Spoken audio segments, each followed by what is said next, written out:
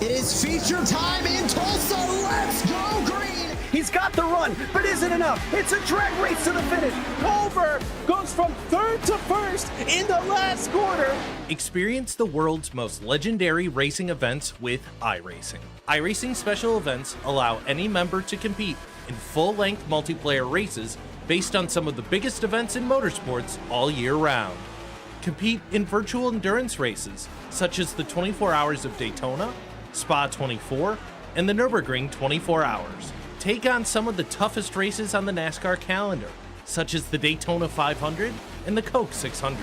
We have races from disciplines across the racing world, from the Indy 500 to the Chili Bowl, from the Bathurst 1000 to the Crandon Championship. Our endurance special events utilize iRacing's team feature, where members can sign up and race together on their own team, swapping drivers throughout the race. Other events use iRacing Super Sessions, where you're not only racing against those on track, but against everyone taking part. As every race progresses, watch and feel the track change, with progressive time of day, dynamic weather and rain, and dynamic track debris and surface changes. Take on your favorite discipline, or try a brand new racing challenge with our biggest races of the year, the iRacing Special Events. Learn more at iracing.com/special-events.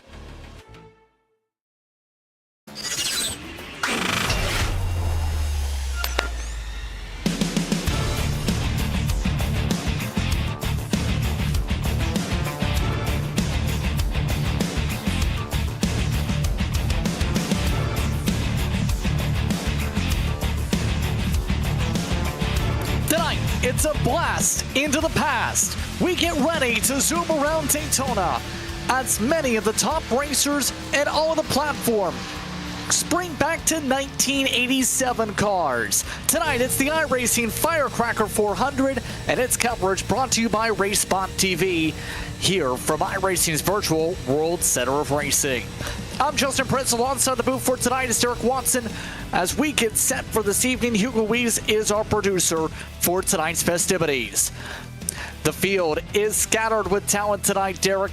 Plenty of the top drivers looking to see how they fare out. We're watching the fixed version of this event tonight, which means these drivers have to come down to the talent if they want to be the one taking the checker tonight. What's more quintessential NASCAR, Justin? You got the 87 NASCARs, the older cars, Daytona, 4th of July weekend. By the way, happy Independence Day weekend. Everyone watching from the States, happy weekend. Maybe not watching within the States, but this is it. This is what NASCAR, a lot of NASCAR fans remember. This is Daytona, Independence Day weekend.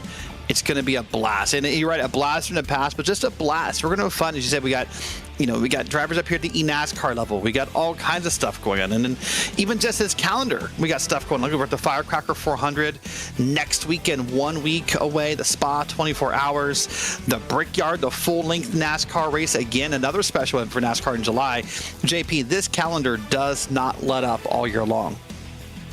Other notables when it comes to the stock cars include Bristol in September. You, of course, also have the MX500 at Martinsville in October. But as well, you finish things off essentially with a mixture of different types of events throughout the calendar year. June coming off a busy month, but these summer months, all the way from June through October, at least 3+ events per month. So there's plenty of opportunities for people to race and get a different flavor of their favorite type of racing when it comes to the platform here on special event scheduled rotations. But these competitors tonight are getting ready for what is a staple when it comes to 1987 cars. The community has been built specifically about these cars for the past couple of years. These take a lot of talent to drive, Derek. It's so easy to wreck your race car. Yeah, it's a lot of talent, a lot of skill, a lot of patience. I suspect is a word we'll use all night, and just a lot of, there's still some luck involved, right? It's Daytona. Anything can happen at any moment, maybe just a bad moment, a lack of focus. Anything can happen that can cause this race car to lose control. We'll talk about the differences in these races all night long, from rule changes to how the draft works to how the draft doesn't work to single file racing. We'll probably see more of that than you may be used to at Daytona if you've never seen these cars before. So lots and lots going on. With qualifying is, I believe, wrapped up, JP? It has been wrapped up, which means the drivers now sprinting their way to the starting grid. 42 cars a part of this lineup. We're about to see them on the grid. Robert M.D. Jersey starts on the pole tonight. Cale Spicer starts in second, the difference 11 one-thousandths of a second. Candy Rush and Greg Johns start in row 2. Timothy Moore will start in 5th with Matt Cluse in the 6th spot. Matthew Zwack will start in the 7th position with Wyatt Gray from Factory Setups in the 8th position. Benjamin Forrester won the 5 p.m. slot yesterday. He'll start in 9th. Mitch Hughes starts in 10th. Kevin McAdams, a regular with the style of racing with his buddy Sean Butler, ready to shake and break the way to the front. Wazoo Parker, a super speedway racing ace in 13th. One of the pros tonight, Michael Frisch, he loves this race car. He's one of 3 pros in the field. Christian Visconti will start in 15th. Blake McCandless starts in 16th. Then it's Jeremy Lukasiska along with Lusstein, who will be in the 18th position, Derek. We're going to move on back into P19 for Thomas Reed with John Schwartz on the outside of P20. 21st, Ted Lowendick, a regular here on Race Spot TV, is next to Maximilian Bianco. 23rd, John Babineau is with Dylan Drilling back there in 24th. 25th, Tracy Petter next to Carson Hocevar. Back in P26, Brad Newman and David Brown round out your 27-28. Mitch Drunowski, and Jaden Hopp back there in row 15, 29th and 30th. 31st, Drew Joa, and next to Jordan Worth in 32nd. Matthew McGowan and Hayden Swink, 33rd, 34th. And then Charles Wembley and AJ Green, 35th and 36th. Hunter Johnson, 37. Rusty Plant, 38. Jackson Van Volkenberg in 39th. Justin Malullo, a name known across iRacing, back in P40. Chris Jonkey and Mickey Tuttle round out 31st and 42nd position. And that, I believe, JP, is a look top to bottom at tonight's starting grid. Yes, it is. We get ready to race 160 laps, 400 miles here at iRacing's virtual Daytona International Speedway. It is locked to a 12 p.m. in-sim time, by the way, so not going to see the lights come into a factor. But these drivers will be dealing with the bumps from the legacy version of this racetrack. And oh, by the way, one thing the drivers are going to love tonight, Derek, track temperatures are very hot. It's 128 degrees Fahrenheit, so the grip is going to all race long not be there. Well, sometimes it's not there right now, JP, and there was a little bit of drama where a couple of drivers didn't roll off a pit road. So there's cars still catching the field. There's cars coming through 1 and 2 trying to catch this field. They'll get there in plenty of time. So Jaden Hopp on back trying to catch this field. It'll be a bit of a tight field. But you're right, little grip, tough race cars, a bumpy racetrack, by the way. We'll focus on that tonight. This is an older version of Daytona. This is not the smooth version that Evan Pasoko and I called for the Daytona 500. This is a bumpy ride all night long. By the way, Carson Hocevar was that car causing issues on pit road. They just towed after sitting in pit road for about 45 seconds. Something happened to Hocevar. Several drivers catching up as the field's all set to go. Happy to have you with us here on Race Spot. We're underway for the Firecracker 400.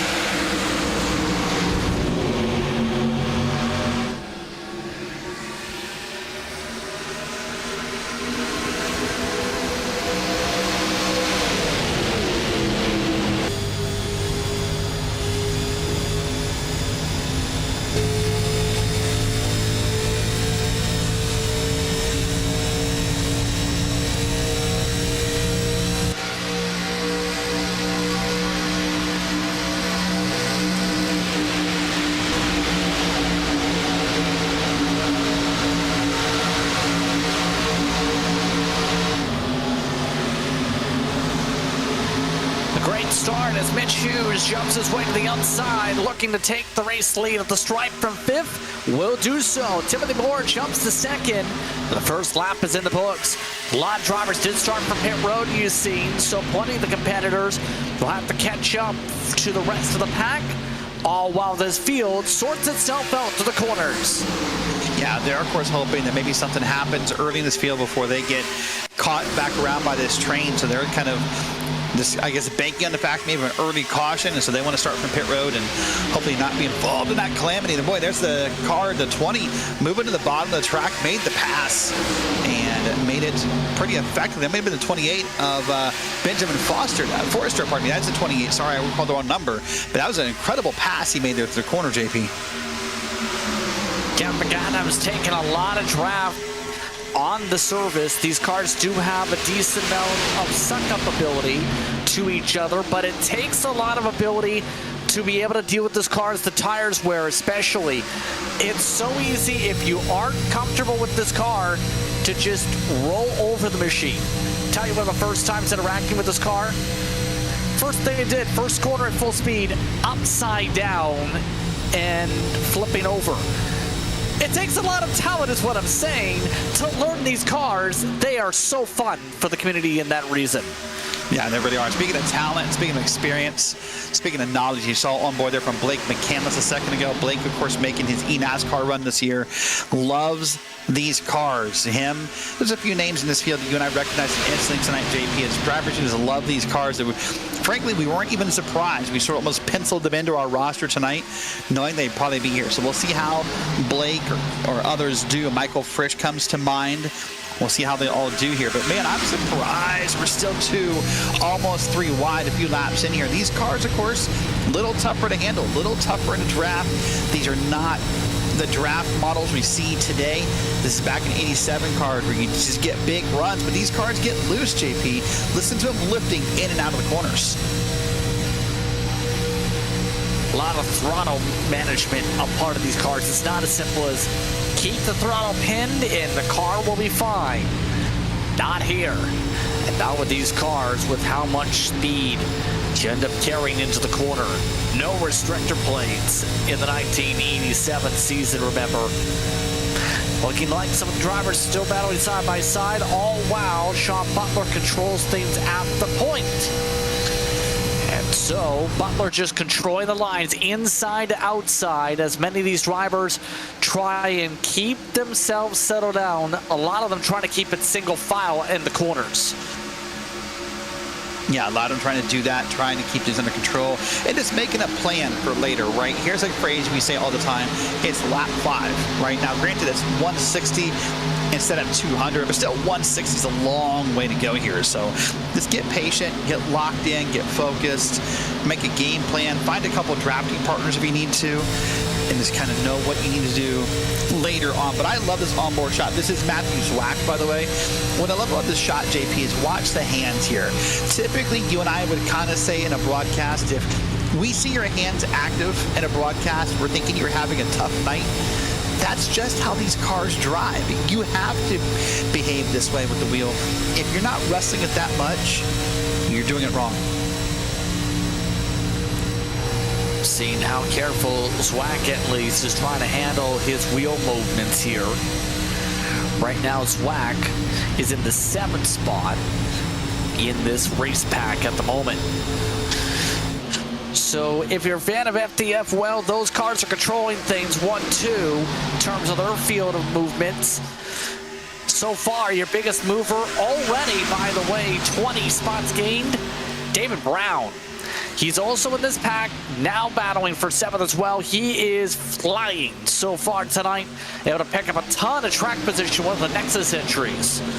Yeah, a few drivers are up a bunch of spots here already, so you can kind of get an idea of who may be more or less comfortable with this car based on how they're driving or the moves they're making or the opportunities they are seeking here. But look at this. Sean Butler doing a great job, for the most part, kind of riding the high line, controlling the run here at Daytona. Had some challenges at times. One's coming on the bottom here, and that is going to be Blake McCandless. We said earlier he's a pro in this car, raves about it, talks about it, loves to drive it, and he wants to lead in the Firecracker 400. wants to lead eventually is the main thing. Right now, just continuing to pace himself on the bottom, looking to take away third from Hughes. Looks like he's just about got that spot. So that slide up to the corner, yes, just about closed the door. Able to get the lead, that spot there as he builds up the run on the inside, just going the shortest distance around here, seems to be working. As he goes for the lead, in fact, gets to the inside of Butler.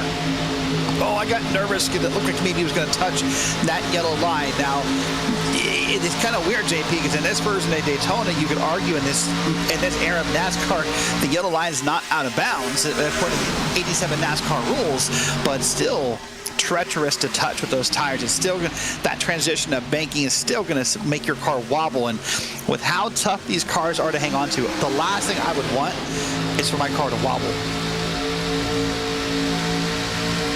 Yeah, the second you wobble with these cars, your car is going to say, let's go wiggle, wiggle, and spin away. In other words, I'm saying, you better get ready in case it snaps around. And right now, this car is handling things comfortably in terms of these lines right now. Still, though, the top 23 have broken away. As you can see, a lot of lollygaggers have lost ground of more than a second. A second big pack is already lost, by the way, 5 seconds to the main group. There's a look at some of those in the second pack. Tuttle, along with McGowan. Robert M.D. Jersey, who is the pole sitter, is in the second pack right now. Wyatt Gray's back there. Justin Malone, iRacing employee, back there as well. You know, I think that's okay. And I said this earlier, these guys are hanging back. They want to get back here and ride. The last thing they want is put all the prep in, all the practice for this race, and then be involved in the first incident. So they'll hang back. You know, they have their own draft pack. So if they needed to, I bet they could make a good run at this. But for now, just kind of relax. Not everybody has to feel that adrenaline of being too wide every lap for the lead. Some drivers a little bit more strategic, maybe is the word I want to use here, JP. They just kind of want to be there when it counts and not fight for it all night long. I'm impressed by Sean Butler. Again, I know he's someone who loves these cars, but come out here and led so many laps already, doing a great job here. He's got a couple friends with him. He's got McAdams and Blake McCandless. Michael Frisch is up there. So these guys all probably working together in some form, maybe not directly, but they're all probably in communication, I would guess, in one way or another.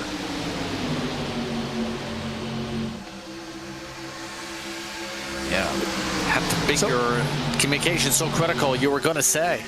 So I was going to say also, it's something we should point out. We'll talk about the differences all night long in these cars, JP. There's 4 classes, 4 manufacturers of cars in the 87 NASCAR. So compared to maybe our current, Gen 7s, we have 3. There are 4 classes here. And if you look up and down the field, I mean, there's at least, 1, 2, 3 classes representing the top 10. So fun to see how many drivers pick what cars and what cars get ran and how, why and who has maybe a brand loyalty or a favorite model from this era. But definitely some well-represented cars up and down the field here. But now the top of your screen is the lead pack. The bottom is the second pack. And look at that big gap of track up ahead from the second pack. That's the concern that JP talked about, because I said, hey, if a caution does come out, they're okay.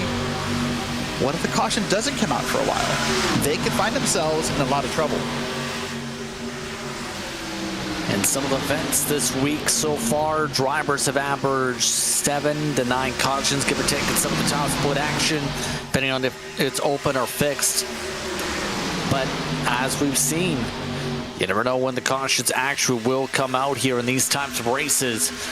Looking like this field continuing to now steady itself on the high side. That seems to be where Butler, McAdams, and many of the others feel more comfortable with just how the car's handling with these bumps, with how much this track dips around on the inside.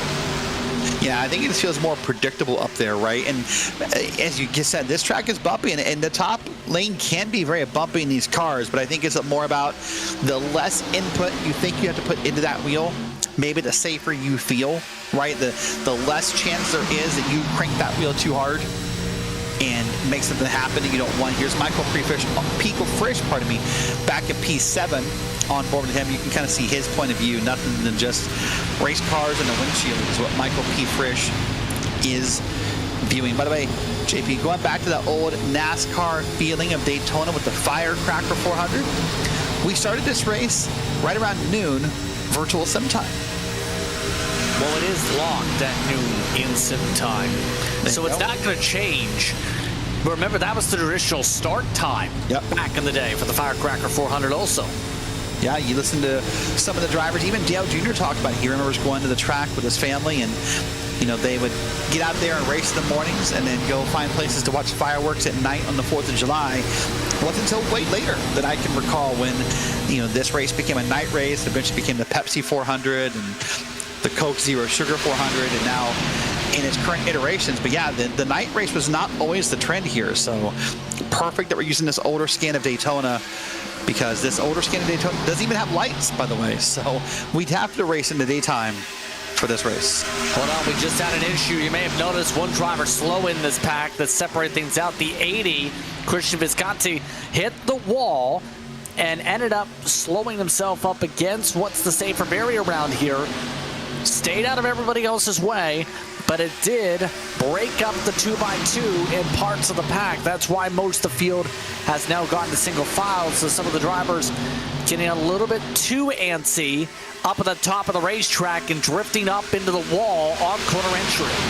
Yeah, that is the danger, right? And that wall can be treacherous. And if for no other reason, JP, then what can happen is if you try to yank yourself off that wall too hard with this car, you'll yank it way far to the left and probably end up off the track and spun around, down at the bottom of the track or in the infield or another place. But you're right. Look at it, because that one wall contact, now it's difficult to find any form of two-wide racing.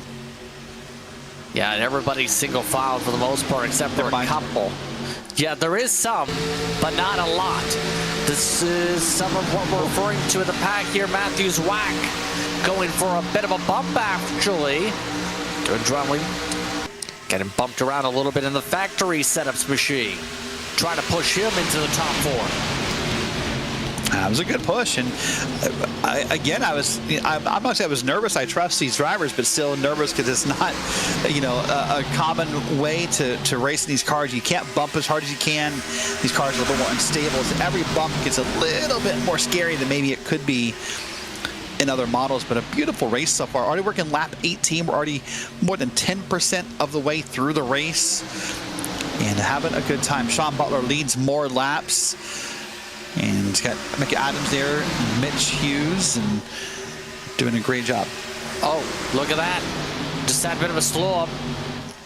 Some of these drivers are starting to really suffer from the wear on the tires a bit, Derek, because David Brown, the reason that they just had a separation there in the pack, reported that he got a bit too tight. So some of these drivers are starting to wash up out of the corners and starting to cause checkups. There it is right there. Brown nearly hit the side of the 23 of Moore. And I keep bringing up the differences, and I hate doing it as I just want to focus on the race, but I have to, as we have to talk about the differences of now and then. Tire wear, right? In the Gen 7s, maybe you don't think about changing tires every pit stop whenever those happen. I guarantee you there are 9 sets of tires total for these drivers tonight. So the ones on the car plus 8 more on pit road. If these drivers get the chance, JP, they'll want to use every set of tires here. The fall off is massive. Heck, let's look at our leader, Sean Butler. His fastest lap, JP, of 43.8. His last lap, a 45.8. He's already dropped 2 seconds off the pace from the fall off of these tires, and that's pretty consistent up and down the board.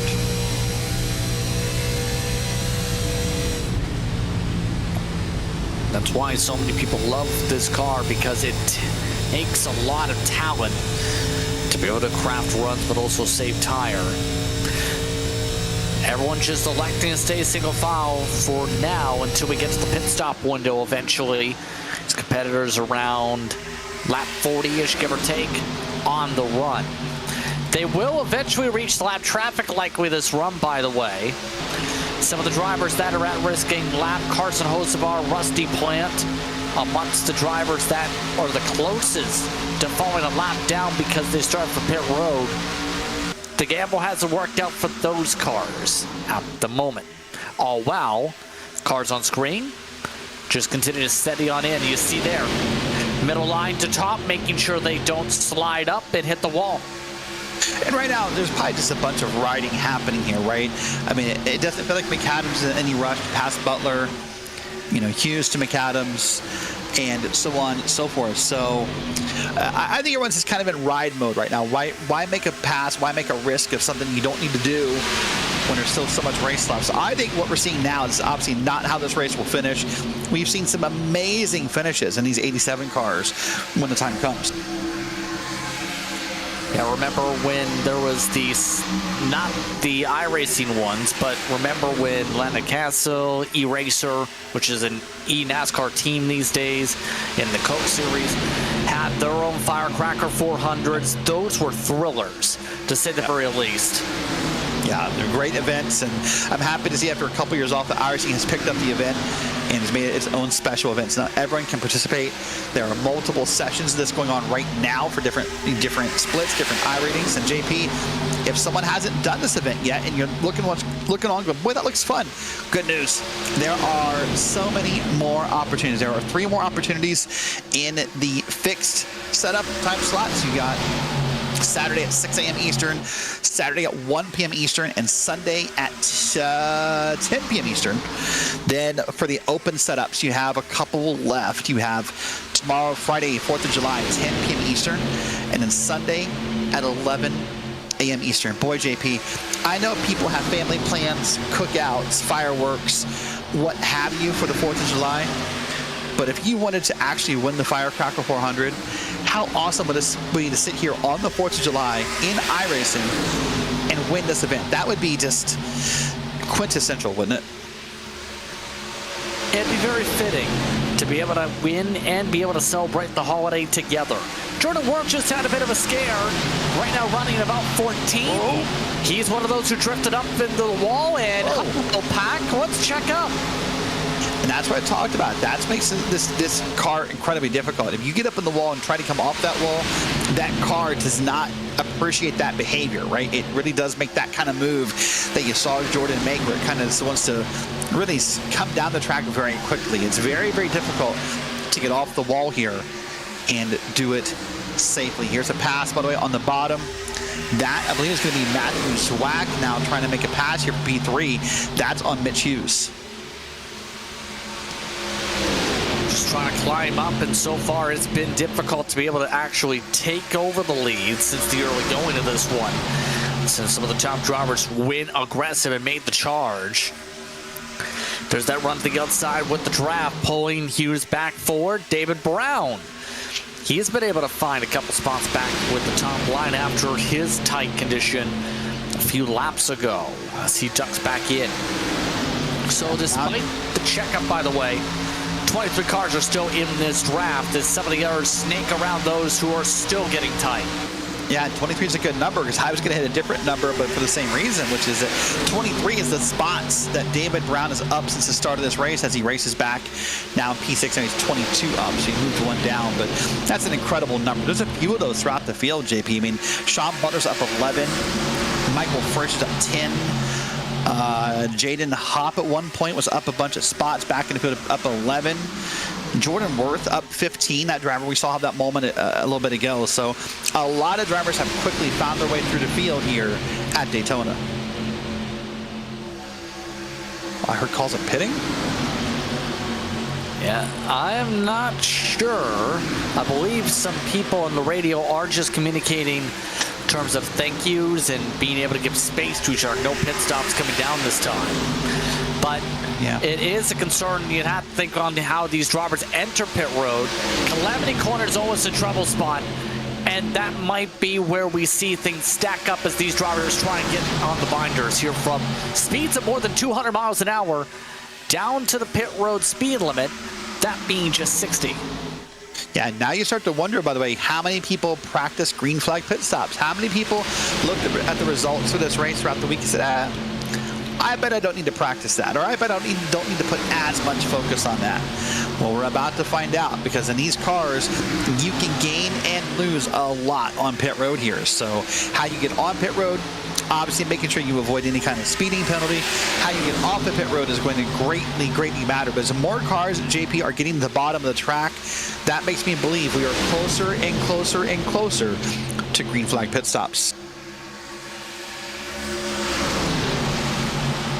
Quickly approaching that window, but see some of those drivers shaking themselves around. Zwack now does get in line for fourth. Oh, wow. Michael P. Frisch, one of the top drivers last year's Contender Series, continues to ride. Now tries to make a move to the inside on Brown. He's one of the drivers who's contended in these Firecracker 400s before in the past.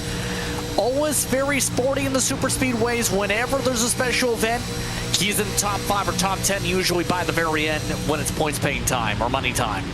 Yeah, a lot of drivers are known to kind of, you know, the old saying is the cream rises to the top, right? Well, we'll see a lot of that tonight in this special event as we move on throughout the evening. And Sean Butler kind of dipped down a couple times, so that maybe he was trying to get to the bottom, but he's moved back to the top, so maybe he's just trying to control both lanes a little bit, kind of kill any runs or make it happen. But if we work lap 29 of 160, we'll wait for that moment. We hear the first signs of pitting come across the driver radio.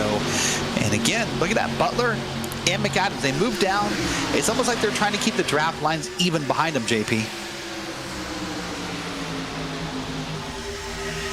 Yeah, all fairly even, all fairly simple in terms of the lines. Everyone just maintaining their pace. That's the critical thing. They're able to keep themselves clean, keep themselves with track position.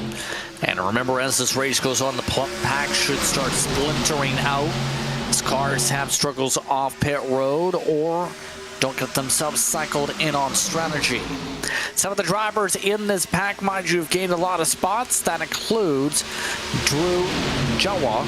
That's Amonso's up in the plus 20 club. Plus 23 also for him so far. It's one of the drivers riding on the 16 machine currently, just behind David Brown at the moment. Oh, wow, they fall behind the leaders. Some of these drivers have just been able to make things easy in the early going to get track position. Others, it's been a struggle. For example, Benjamin Forrester's lost 3 spots since qualifying up front. Yeah, I remember, as you said, Forrester's already won one of these events. He's already run another one besides that. So this is at least Forrester's 3rd attempt at a Firecracker 400 in like the last, 24 to 36 hours. That's a lot of driving, JP. That's, you know, I was talking to my friends today about this car, and everyone came to the same consensus. This car's a workout. Not just the bumpy track, but the way it handles. You're kind of fighting the race car.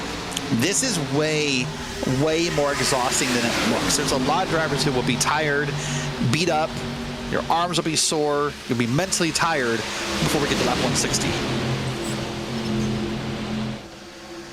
Drivers are starting to really feel the attrition, by the way, and feel the wear on these tires. We just had our first DNF. Hunter O. Johnson is officially out of the race after a crash at the front straightaway. Here's a look. Just running on his own, was running in the back. 35th, one of the drivers who missed the start. Snaps right, destroys the axle. Yeah, that's a hard hit. That's scary for the cars behind. Right there, you see how close that could have been a couple times to making a problem. He'll just get down in the grass and call it right there. Unfortunately, Hunter is done. He's disconnected from the service and done. Well, JP, we've been looking at the front of this field the whole time, but I'm still impressed by how close this field is as a whole. So right now, back to Ted Lowendick, all the way back in 22nd, JP. It's a total of about 3 seconds from Sean Butler to Ted Lowendick. So this whole field of 22 cars, it may feel spread out. It may look spread out on your screen, but 3 seconds, not a whole lot of time. It's not a ton. And remember, for those at the back in the field, they may lose some ground in the pit stop sequence coming up.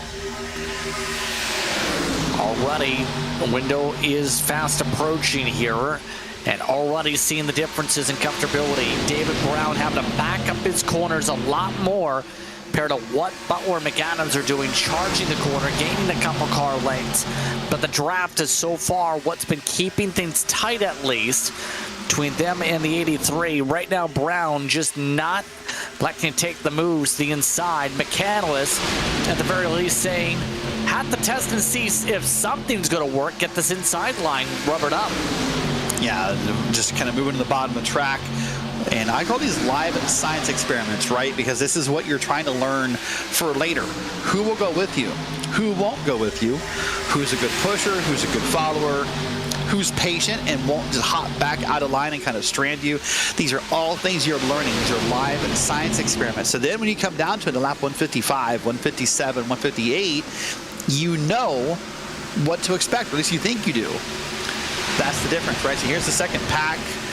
This on the bottom of the screen, here's the lead pack up top. You see different forms of racing. They're almost 3 wide at the top of your screen, JP. So despite being worn tires, despite being almost 35 laps in, they're still not calmed down. Those drivers at the bottom of your screen, by the way, last time by ran 3/10 off the pace. The past 5, they've been 2/10 off the pace, the leaders.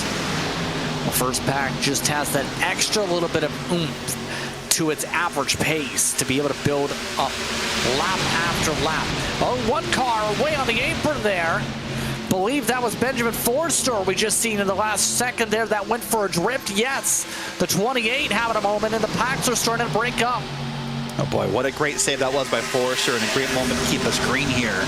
But I do want to point out, in case you're curious, that what we're calling the second pack, JP, that's, I believe, Mickey Tuttle on back, 24th on back. So when we're looking at that second pack, it's basically 1 through 23 and then 24 on back when we do those top bottom splits. And look at the gap now that's beginning to form from some of these cars. Look at this, it's getting not big, but it feels different, right? It feels like now that at times McAdam pulls away from Brown, but then it closes back up. Just a little bit of lifting in the corners, I think, a little bit of how the aero may be affecting some of these cars, a little bit of everything starting to get to these drivers. And here we are, lap 37, working around, still pretty much single file. Watch this replay here. This will be what you saw with Forrester. Better scare for the pack as whoopsie daisy hits the wall. Saves it as he ends up straightening it out, having to go on the apron to do so. But that's now caused the pack to split up. We have seen the pit stop start, though, but it's for drivers in the back. Drivers that lost the draft early and start from pit road. Drunowski, along with the leader in the Legends Cup point standings, and Fleckenstein, have both ducked to the pit road, so the window is open. That window is open, and maybe especially if you've not been in a draft and you weren't saving that gas, so those drivers will be first. Here's a driver on pit roads. You can see those pit stops are starting and off the pit roads. That tells us we can't be very far from the lead pack, having the same fate. Couple cars moving down. No indication is going to be this time.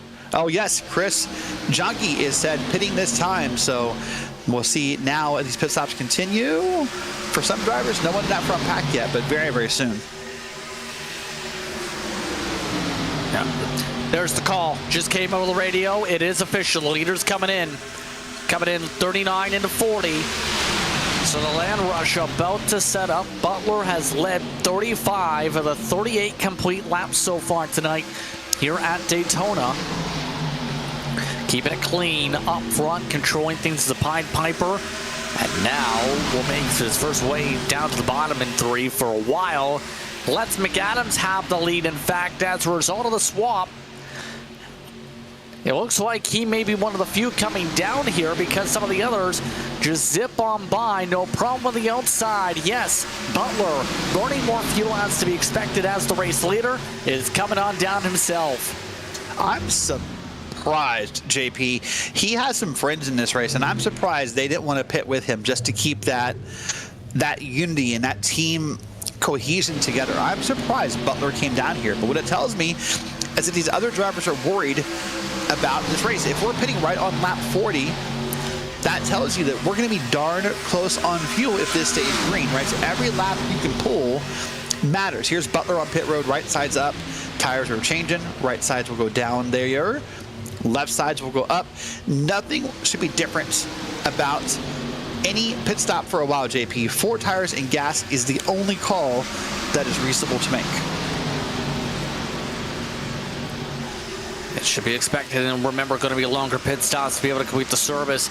In is Parker, Tracy Petter, along with Jeremy Ukaska. As the Monsters in pit road, more calls over the radio as well, so it's about to be even more busier. No major issues down pit road so far. No major stack-ups, and now we're expecting the most of the main group to come on down. They are reaching lap traffic at the same time. That's also just pit, like Karts and Hocevar. So there is some overlap amongst these groups here as they're about to dive on down again. Yeah, now to make this more difficult, right? When you have lead lap and lap down cars, you got new tires, old tires, communication on the radios. Jordan Wirtz is trying to communicate, and many more. So everyone's going to be good here. McAdams down, leads a few cars down here, and everyone seems calm, cool and collected. You see the names moving up the pylon. Those are drivers who've not pitted. Your top 11 from Moore, Lowen, Dick, Reed on up, yet to pit in this first run. That to me is optimistic for those drivers, JP. If they can run this many laps and think about what they could do every run, they could chop some serious time off that last pit stop if needed. 2 speeding penalties to report. Tracy Petter and Charles Wembley have picked up speeding penalties. Hayden Swank also just got a warning from race control in sim because they backed up to get into the pit stall. Here we come, more pit stops for a couple drivers. And this is going to be Ja coming on in. The 16 had been running very well up the front of the field. Matt Swack should be coming in this time by along with Michael Frisch as they continue to stretch forward. So that there is going to be some offset on the tire splits. Remember, the tire wear throughout this run, 2 seconds of fall off. And now we're about to see a busy time for a lot of these drivers to try and make up some ground. McAdams is currently the net leader. Well, remember, there's even some tense times for drivers, basically from Wesley Parker on back, Kevin McAdams on back. These drivers have not yet gotten their lap back through the pit cycle, so they need this cycle to continue and to finish so that they don't get stuck a lap down if a caution were to occur. Remember, there's no lucky dogs here. You have to get your laps back the hard way in the 87 cars, so no one wants to get stuck a lap down here. Michael Frisch missing his pit stall right now. Others just making sure they don't make that same mistake. Good swag in. So Caden Rush and Wyatt Gray, the ones not in. There's a look at the one car. Frisch going to lose a little bit of ground as a result of a slight mistake down pit road. And he's off and away, and believe he took 2 tires. Yes, he did. 2 tire stop to be able to offset the time difference. Ooh, that's going to be interesting to see how that car behaves in 2 tires and what may happen to it. I'm excited. Wyatt Gray pitting this time. That'll be from 2nd place. And I believe Keaton Rush already pitted. So this will complete the cycle here. Should put Michael Frisch, I believe, back to the front of the pack. At least from what we can see on the scoring pylons. There's that pack of cars passing the cars on the bottom of the track. And lots of things happening here. So good news. Our first set of green flag pit stops complete. We're basically 1 of 3 complete. So that's a good pass here. I mean, heck, JP, we are, 34 minutes, almost 34 and a half minutes into this race. We've completed 45 laps. Going very smoothly so far. So as mentioned, Parker up front, net race lead. We'll see where Rush cycles. When he ducks down, here he is. And the 19. Just trying to slowly but surely make the way out of the pit road. Don't spin it. They are drifting off pit road on the apron. Rush is trying, but he's not going to cycle up front. No, he's not. And that car does now merge up appropriately. This is a 19 car. So he'll get up on track and try to find his way into the draft here when he can and see if he can get caught up here. But up front, this is now the battle, at least one of the battles we have going on here. So, there's a car moving up top. That's the one car trying to make it happen in that old, that's it. It's an iRacing paint scheme, JP. It kind of reminds me of one of the older like Valvoline paint schemes, even though it's got the iRacing markings on it. That's a beautifully painted retro race car. Stands out, but up front things are getting a little bit darty. Wesley Parker trying to play the lines, known in the sim, in the official races at least, for running with his special Corgi paint schemes. Team Corgi essentially on the speed. Now he's having to play lines because people on fresher tires are going. Thought about 3 wide for a second, did the 16. Flish to the outside for the lead. Doing a great job is Wesley Parker holding on his lead. He's got some pushes from behind. Frisch now takes the lead. He gets a push up top for that Wrangler number 16 and Drew Joa. And they're going to put Wesley Parker at least back into 3rd place for the moment. Good swap up front. The 1 car on 2 tires. Able to jump to the lead, is the only driver to try that strategy. And now the tough thing's going to be lap traffic ahead. The field is now taking some draft from Carson Hocevar. The NASCAR Cup Series driver is the person in range to be lapped next after having a snafu at the start of the race where he didn't get going off the grid.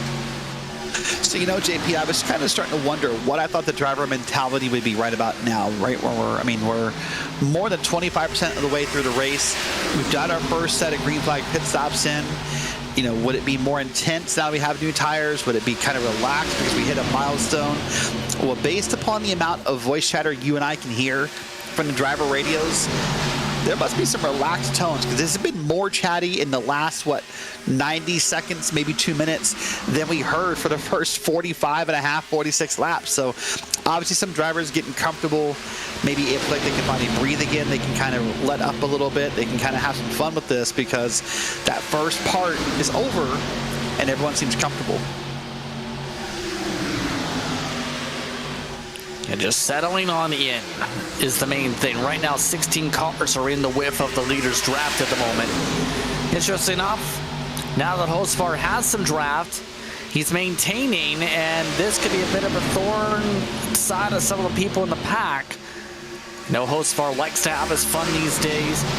He's raced on the platform for a long time, was actually one point before he made his way to the Truck Series, known as one of the top drivers on the oval side in terms of speed and ability, and now has been able to build up a reputation in the Cup Series for being a thriller. He loves his connection to the Dale Senior truck that he bought in the past year or so, as he's talked about, and really loves the old school flair of the Intimidator. You know, isn't that one of the thrills of iRacing, by the way? You never know who you're racing with, or who you're going to be racing with, I should say, right? You get loaded into a race, whether it's a Firecracker 400, the Spa 24.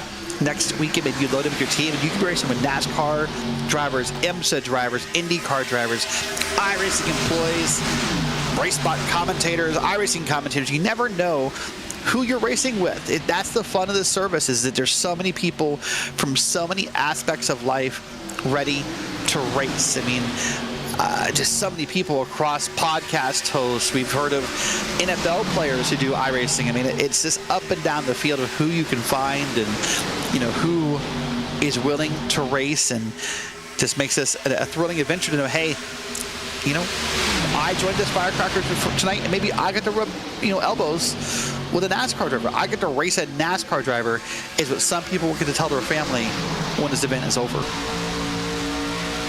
Going for the point. Known for his abilities in area, he looks to find all the area, circumference, and space to be able to find his way to the lead. It's Jaw trying to clear on by on the inside. He's got equal tires to the 1. Can't get the run, as now he tries to build up a chance to lead, and Michael First says, you know what, since you asked nicely on the radio for the race lead, I'll give it to you now. That's all it takes. He probably would have asked for it a little sooner, but obviously up here doing a great job in that Wrangler machine. One of the classic looks for these 87 cars, that blue and yellow Wrangler, of course. And we see it all the time, very classic here. And you see, of course, Frisch back in the iRacing car. And I love the paints and designs for these cars, JP. A lot of times you'll see this, you know, kind of that older, faded, kind of muted color style. It's not, maybe not always all the bold, bright cars you're used to.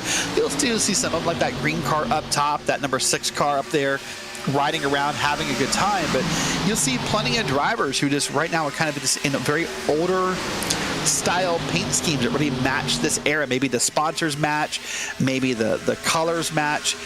The community's done an amazing job with these cars. And put on some spectacular racing with some of the events we've seen. Oh, near contact between the friends McAdams and Butler. Butler near pushed up. For actually using a little bit of a bump draft here. Oh, wow, the 32 wants that lead back. Remember, right now, Butler and McAdams fighting on slightly older tires compared to some of the others. Looking like some others also getting a bit sporty there. John Schwartz went up the racetrack in that pack, also lost a little bit of ground out of frame now. And the important part of that is to make sure you stay calm, right? It's just, you know, there's that old meme, keep calm, carry on. Losing the draft here is difficult, right? It's no fun. You don't want to do it, but don't try too hard to fix that. Let it come back to you. Maybe it'll be a checkup. Maybe a car wiggles and kind of comes back to you. And just kind of see if you can catch the draft again. Maybe you can hang on to it and get yourself back in the field when it's appropriate. So we said tonight in the opening we thought patience would be a word we'd use a lot. And right now the patience being shown by everybody. I mean, JP, we've seen maybe a couple cars in the wall, but we've seen a lot of politeness as far as, calling off your pit stops. We've seen a couple of apologies for maybe some close moves, but we've seen a lot of patience. Really no crazy moves have been made so far.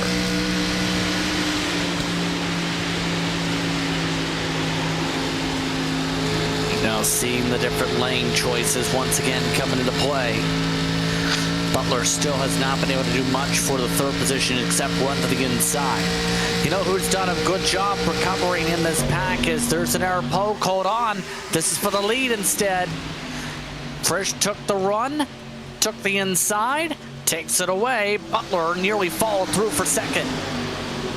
Yeah, that was maybe one of our closer moments of the night right there in that move. So kind of got my hair stood up a little bit, got me nervous, but we're all good here. Sean Butler back in the second. Now getting that push from behind from a familiar name in Kevin McAdams. So he's got to feel comfortable knowing he has a familiar name that he trusts in his mirror.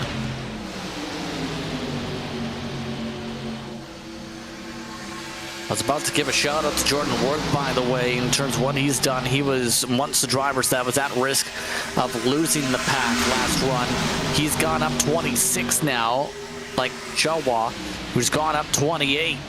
Oh, wow. He's going to watch them three wide. Brown pokes underneath McAdams. Jawa able to clear on by for third, all while Butler tries to push up and try and pull back the 58. Top three build a buffer as they fight it out for the lead. Yeah, fighting out for the lead is what they're doing here. Now it's getting a little intense, getting a little pushy, a little risky. Maybe Michael Frisch here up front, and that iRacing #1 car is going to get the push from behind.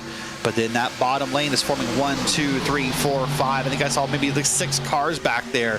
So that lane could prevail here very quickly if they want to, and if they push appropriately. There's the push from McAdams. That just about does the lead there. Yes, it does. Butler out above Kevin McAdams. Bit of shake and bake yet again to be able to put the 32 up in front. They're still not done. Another swap for the race lead. Michael P. Frisch able to jump up to the point yet again with the pull. Here comes Jordan Worth nearly spinning it. Well, and that's something we said all night, JP. Remember we talked pre-race about how many lead changes there would be, right? There were 39 last night in the fixed race. So no surprise, we're 3 wide on the back straight. We're trying to get another lead change in. Yeah, they're getting very aggressive up here. Some of the drivers getting really entertained by this showcase. McAdams now trying to wrap the bottom. Here comes Matthews Wack, the newest challenger, approaching. And now it looks like it's going to be the battle between the Fords and the Buick of Frisch. Frisch stays to the outside, pulled by the 32. Now Matthews Wack Chevy tries to jump in again. They're getting close. This is close. We've seen it all night. Look at that 39 up there, basically rubbing up against the 1. It's just so close is how they are running here. And of course, Butler, trying to get up there, trying to get every ounce of speed. Now he's going to get past in the bottom. Here comes a 16. Now they're 3 wide per second. Joe Worm 60 now sliding it up. Hold on to it. Zwack trying to fight it out yet again. And they are getting very chippy out here in terms of how they're racing. These drivers 16, 20 laps into the run when it comes to the fuel stint so far. It's been some uber aggressive battling. These drivers are just having a ball out here. It's quite simple. They're fighting like this because they can. They can fight, and this car can handle the battle. Yeah, you can tell who's good at this car and how well they're doing and how close they're getting and how everyone's just kind of calm, cool, collect another 3 wide battle here on the bottom. That's going to be the 20. Oh my gosh. Just lit up in front of Butler. That's Kevin McAdams, and I mean, that's trust, but that was close. 2 drivers with pro licenses battling it out now up front. Outside first, inside Zwack. Looks like Zwack's not able to get the help this time. Instead, McAdams and Butler ditching him here. Some uber aggressive battling. It's to the point where new challengers are approaching. Blake McCandless has re-entered the conversation back there in the 2. Jaden Hopp in the pink car has also moved up for the first time into the conversation inside the top 10. Yeah, Hop's an amazing driver, a driver who typically I see race more of the ARCA car, honestly, but has this an amazing set of iRacing skills. I'm thrilled to see him here on the broadcast, thrilled to see him up in the top 10. He's currently up, by the way, 21 spots on the night, JP. He's looking for more. You see him in that pink machine surrounded by the Dale Senior 1987 paint schemes right behind Parker. Just amongst those, just elect to carry the momentum up the outside line right now. Inside is still working really good in the corners. McAdams now trying to make a boost, got boxed in. David Brown now joins on the outside fight. Also, his drivers just changing spots time in and time out right now. But it's been made pretty clear, if you are in the lead and know how to control both lines here, you can become the Pied Piper like a Dale Jr. or Brad Keselowski of the modern day. Yeah, maybe even a little bit of a Dale Senior, right? Kind of had that same set of skills, a little bit of push from the back, from the 20 to the 1. Here comes a 39 back to the bottom. This is heating up now. Now it feels like as we now are getting closer and closer to halfway, it feels like the drivers want to lead. For that first run, we saw everyone sit back, maybe take notes of what the car could do, maybe get comfortable or just get the jitters out. But now, I mean, heck, we're not even halfway, and these guys are racing. Zooming it on out as we go here. Just received an interesting note here. Part of the reason Carson Hocefarth might have had issues, apparently he is driving without brakes. That's not good. If that is true, going to say the very least, you need brakes to slow down pit road here. And yeah, I don't have a comment for that. I don't even have words for that. If that's true, I don't know what to make. I'm sure there's people maybe watching Carson, if he is streaming, and maybe have verified or not verified that. I don't know, but that's a wild story because these cars, I mean, in any car, you need brakes at Daytona, but wow, I don't know. Yeah, that would explain why he didn't get rolling on pit road if he had a pedal issue. Just riding in the draft. Oh, we've had one car in the wall.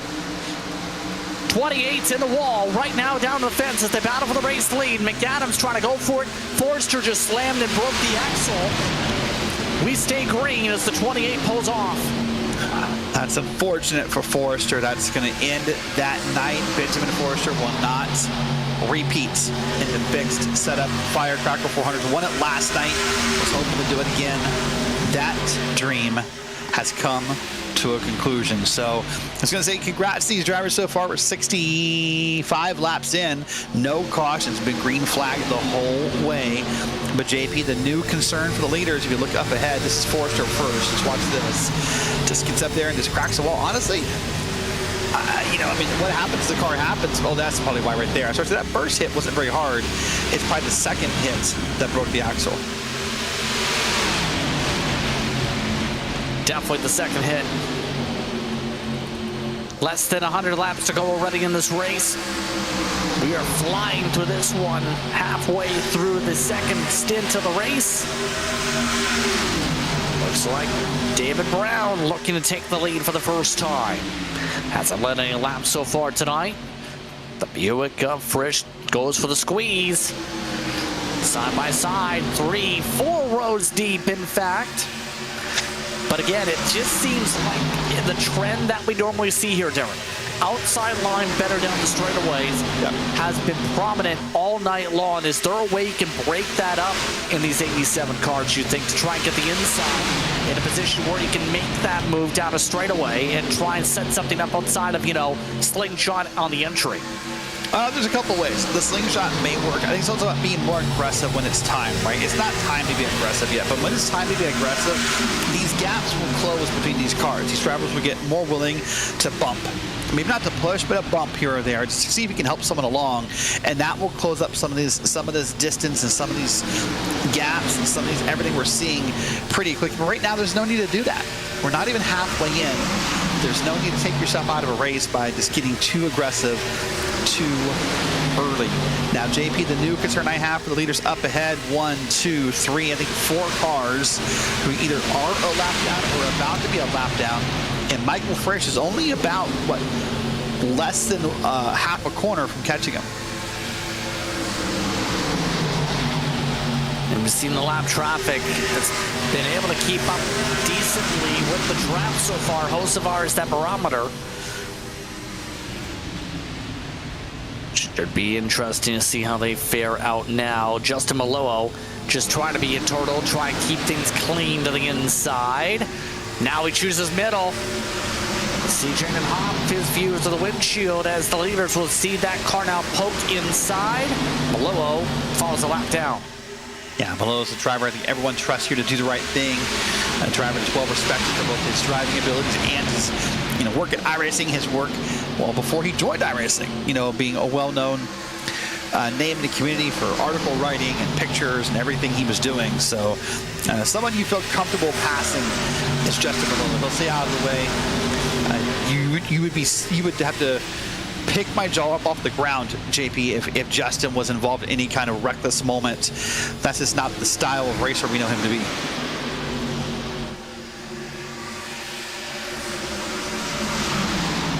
Usually loves to have fun. He's been running the league scene for a long time in FTF competition. Some of his team members and some of his broadcasters, in fact, when you consider McCandless's experience, have looked outright quick. No, they recently switched over to the 2003 Cup Cars for their main Cup Series for some of their events.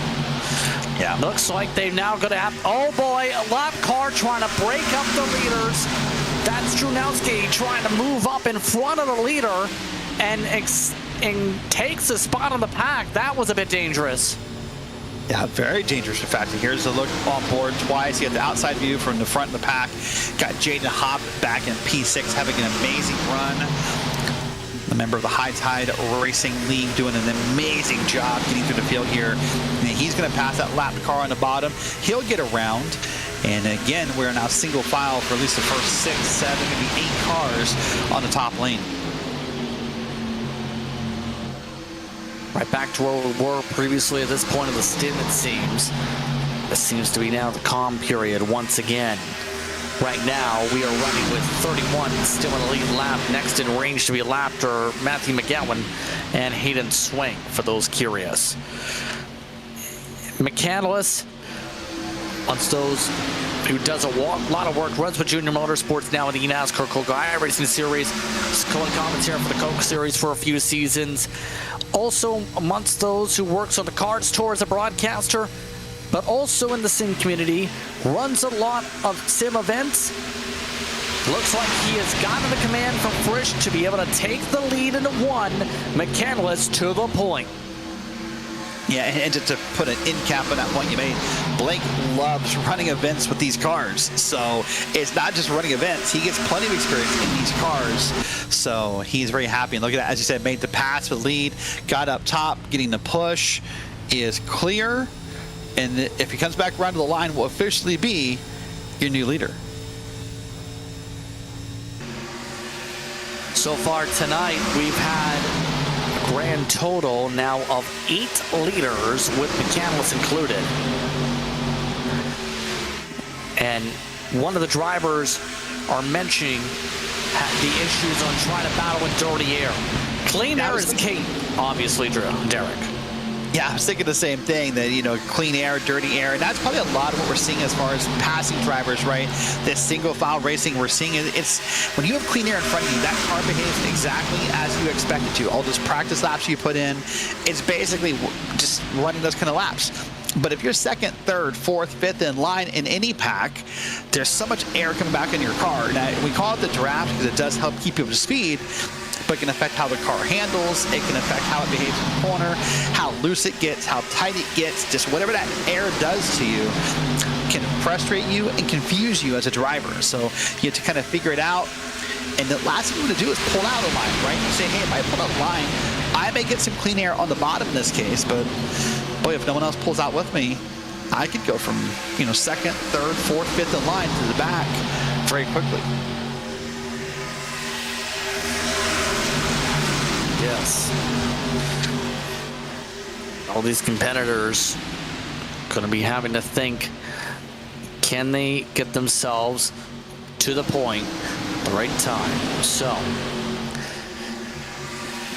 these drivers just having a good time, as they are saying on the radio, is the key thing. Just continuing to fuel the vibes. David Brown saying, oh look, a run. Takes the outside yet again. It's quite simple. A lot of these drivers, if you leave the outside open, are just going to take it right now. That seems to be where the car wants to go. Yep.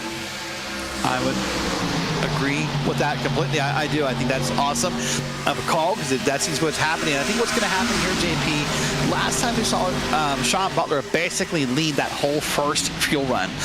There's been so many lead changes this fuel run that if we stay green here, I think everyone kind of pits together. Remember, Butler had to pit early because he had less fuel from leading that pack. I mean, we've seen McCandless up there. We've seen Brown up there. We've seen different drivers up front in this fuel run. So as we're now approaching less than 10 laps before our second set of pit stops, it's going to be very interesting to see. I bet these pit stops happen more succinctly than they did the first time around.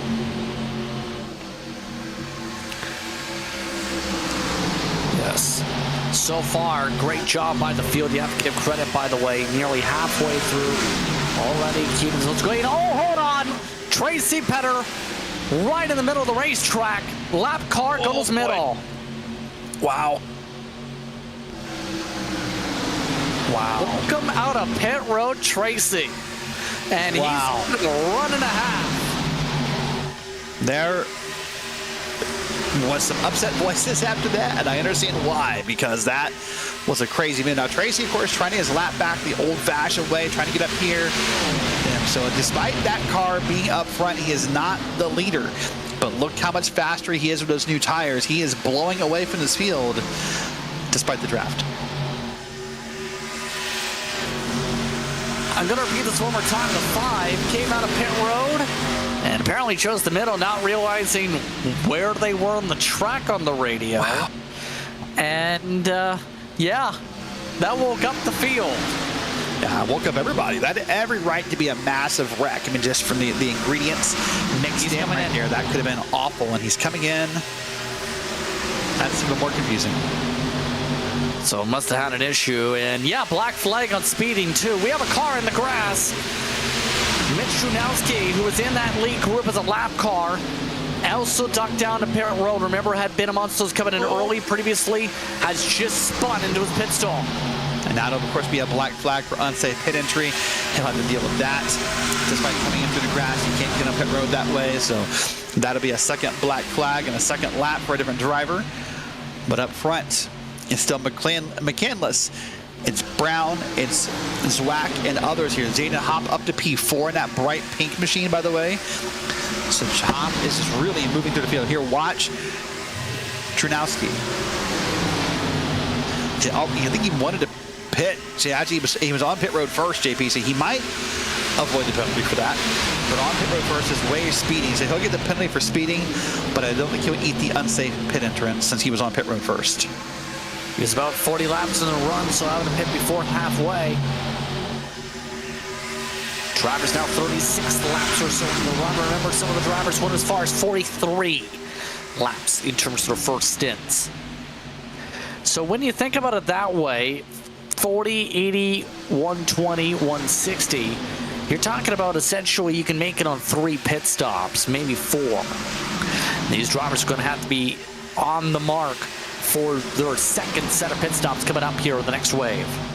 Yeah, but what I'm thinking, though, if I'm maybe Michael Frisch, who went 44 laps the first time, if I'm Caden Rush, who went 45 laps the first time, what I'm thinking is if I can do that again and again, I go 45, 90, 135, then my last pit stop is way shorter for fuel. I could possibly make up some time on pit road by not needing all that gas. I think that's why you're excited to stay out longer than 40, 40, 40 if you can do it. If you have that option, you want to stay out as long as possible. Yeah, it kind of shortens up the run towards the end. Yes, you'll have fresher tires. We've seen the freshest tires move to the front of the field array in this pack, Derek, by the end of the run. But you're going to have to also make up that ground. Sean Butler just said on the radio, I am pitting this time. Lucasa has gone into pit road the previous time, so the window is open for the race leaders to duck down. We are at halfway here in the Firecracker 400. Yeah, so I see him come down this time. We'll see if he comes alone again. Remember, last time he came down alone. He did not have, McCandless or McAdams or anyone with him. We'll see if that changes in the second run or if he continues to pit alone. We're hearing those other pit calls come across the iRacing driver's radio, so let's watch the entry here and see what happens. Not that many cars coming down. There'll be a few, but more cars staying out on track. There's Butler pitting, and down on speed, he's good, and the field goes on by.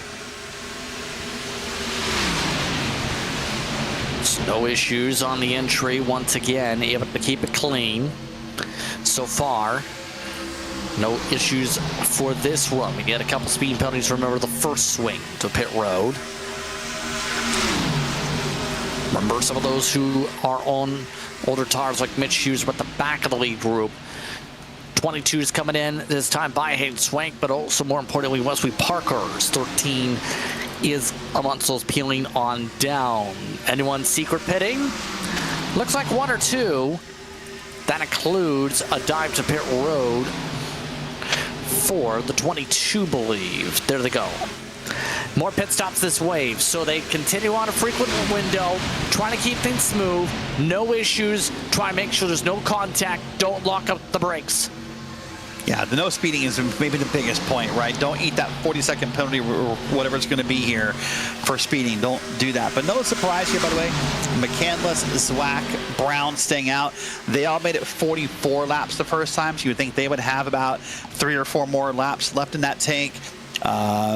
Drew Joa went 43 laps. Hop went 44. So this front pack here, they have a few laps left in the tank. So no surprises either out there since they were out there the first time on fuel. Well, now we're past halfway, JP, as we see the black flag for Wesley Parker. Now, everything changes for the driver. Now we're in pit stops, so you got to get around these first, but now the laps count down instead of up. Now it almost feels like now you have to start making moves. Now you start planning ahead. That time to wait, that time to rest, that time to kind of chill and hang out is ending lap by lap, minute by minute, as this race goes on. The speeding penalty, by the way, was on exit for Parker, so he'll have to come back down pit road. A disastrous sequence now for the 13 machine. As more drivers get themselves peeling to the inside. Kevin McAdams just got himself speeding. or at least some contact off the 31. Believe he didn't get it somehow in the sim, but he was above the limit at the speed. John Schwartz may have just been his brake pedal. Yeah, that's got to be an incredible bit of luck. Remember I said luck matters at Daytona? Well, moments like that where you can maybe get away with the speeding penalty and just get there to avoid that from happening. That's the kind of moments of luck that can change your race, right? One more oomph of speed and he may have been finding himself black flagged. So good job there. These cars continue to go around. Working lap 85. We suspect they could go to 88. Could McCandless, Zwack, Brown, and others. So few more laps in. Never mind. Zwack has just made the announcement, JP. He's going to pit from P2 next time by. Michael Friedrich also coming in this way. 42 laps is the stint length. And a lot of people having issues. That's another one. Kevin McAdams also had missed it. Yeah, that's unfortunate. So the good news is you're within company who did it, so you're not the only one. But still, it's going to put you behind those who don't make that mistake. And that's just one of those things that eats you alive as a driver. It's a silly mistake. There's no one to blame but yourself. It gets under your skin. And then it gets hard to calm down. But here, watch this now. Everyone else pitting for the most part. Brown, Hop stays out. But here's McCandless on back. These were your battle for the race leaders here outside of Thomas Reed, who joins the conversation in this wave. McCandless running through all the pit stalls as they can make their way on through. David Brown's indicated a pit stop coming up this time by. The net leader at the moment is Sean Butler. Jeremy Casa, who came in as the first one to pit, is in the draft as well of the 39. However, is losing ground, trying to slice and dice his way through the driver's little tires. Yeah, doing a great job, isn't he? Just impressing with how well he's doing here. Rush, of course, near leader for the moment. We'll wait and see where this all cycles out when we're all done. We're working lap 88, so this is about the point when everyone should almost be done. I think Rush might be, JP, the last car not to pit. In fact, he is. He last pitted on lap 45, so maybe he could go one more before he feels the need to be down pit road. Yeah, right now trying to stretch the fuel run as far as they can. That would put those who are staying out this far within 34 laps to go to the pit. Joe Amonsto's having some issues. Black flag for them just now, as you've seen at the top board. So now the net lead being controlled by David Brown. That won't last for long because Sean Butler drives his way on through with lap traffic pulling him forward. Maximo and Bianco is the car he's working with. He's got Brad Newman behind, and they've got a buffer by almost a second over the rest of the lead group. Yeah, right now it's going to look confusing at the top of the left of your screen on a scoring pylon because of the fact we still have a car that hasn't pitted. And there's second place. That 36 car is pitting now. So he just pitted last time by, I thought. I'm a little confused unless my timing and scoring is wrong. Okay, I guess we're getting bad info on timing and scoring. I apologize. Yes. He won 45. Just getting the service done. Caden Rush finishes up the cycle. And now we'll see where the leaders start to settle in here. Jeremy Casa up here. Jordan Worth also joining the fray. Mitch Hughes in the pack. Michael Frisch trying to gain a lot of ground also in this group. So a lot of separation has built up. This was what we were expecting, the pack to lose more and more cars here. Yeah, this is exactly what we thought was going to happen as these cars get tougher to drive.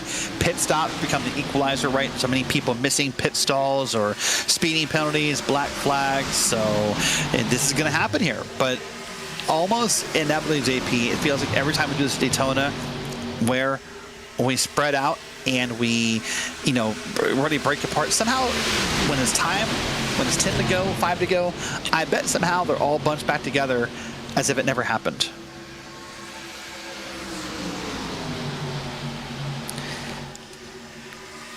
Mind you, we've gone 90 laps green this time by Leader's not going to appreciate this. 3 wide with the leader from lap traffic. And here comes Jordan Worth. He's now within a range to be able to pounce for the lead on 2 lap pressure tires.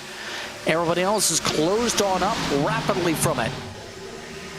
Yeah, I told you, somehow they'll all find a way back together in that moment. So here's Worth now trying to make the pass on the inside, and that Wrangler machine is now going to have to battle with a push from the back to Sean Butler. The fact the inside lane hasn't worked as well, the fact that the outside lane seems to be more comfortable, and Jordan Worth will not make the pass, at least that time, in 1 and 2.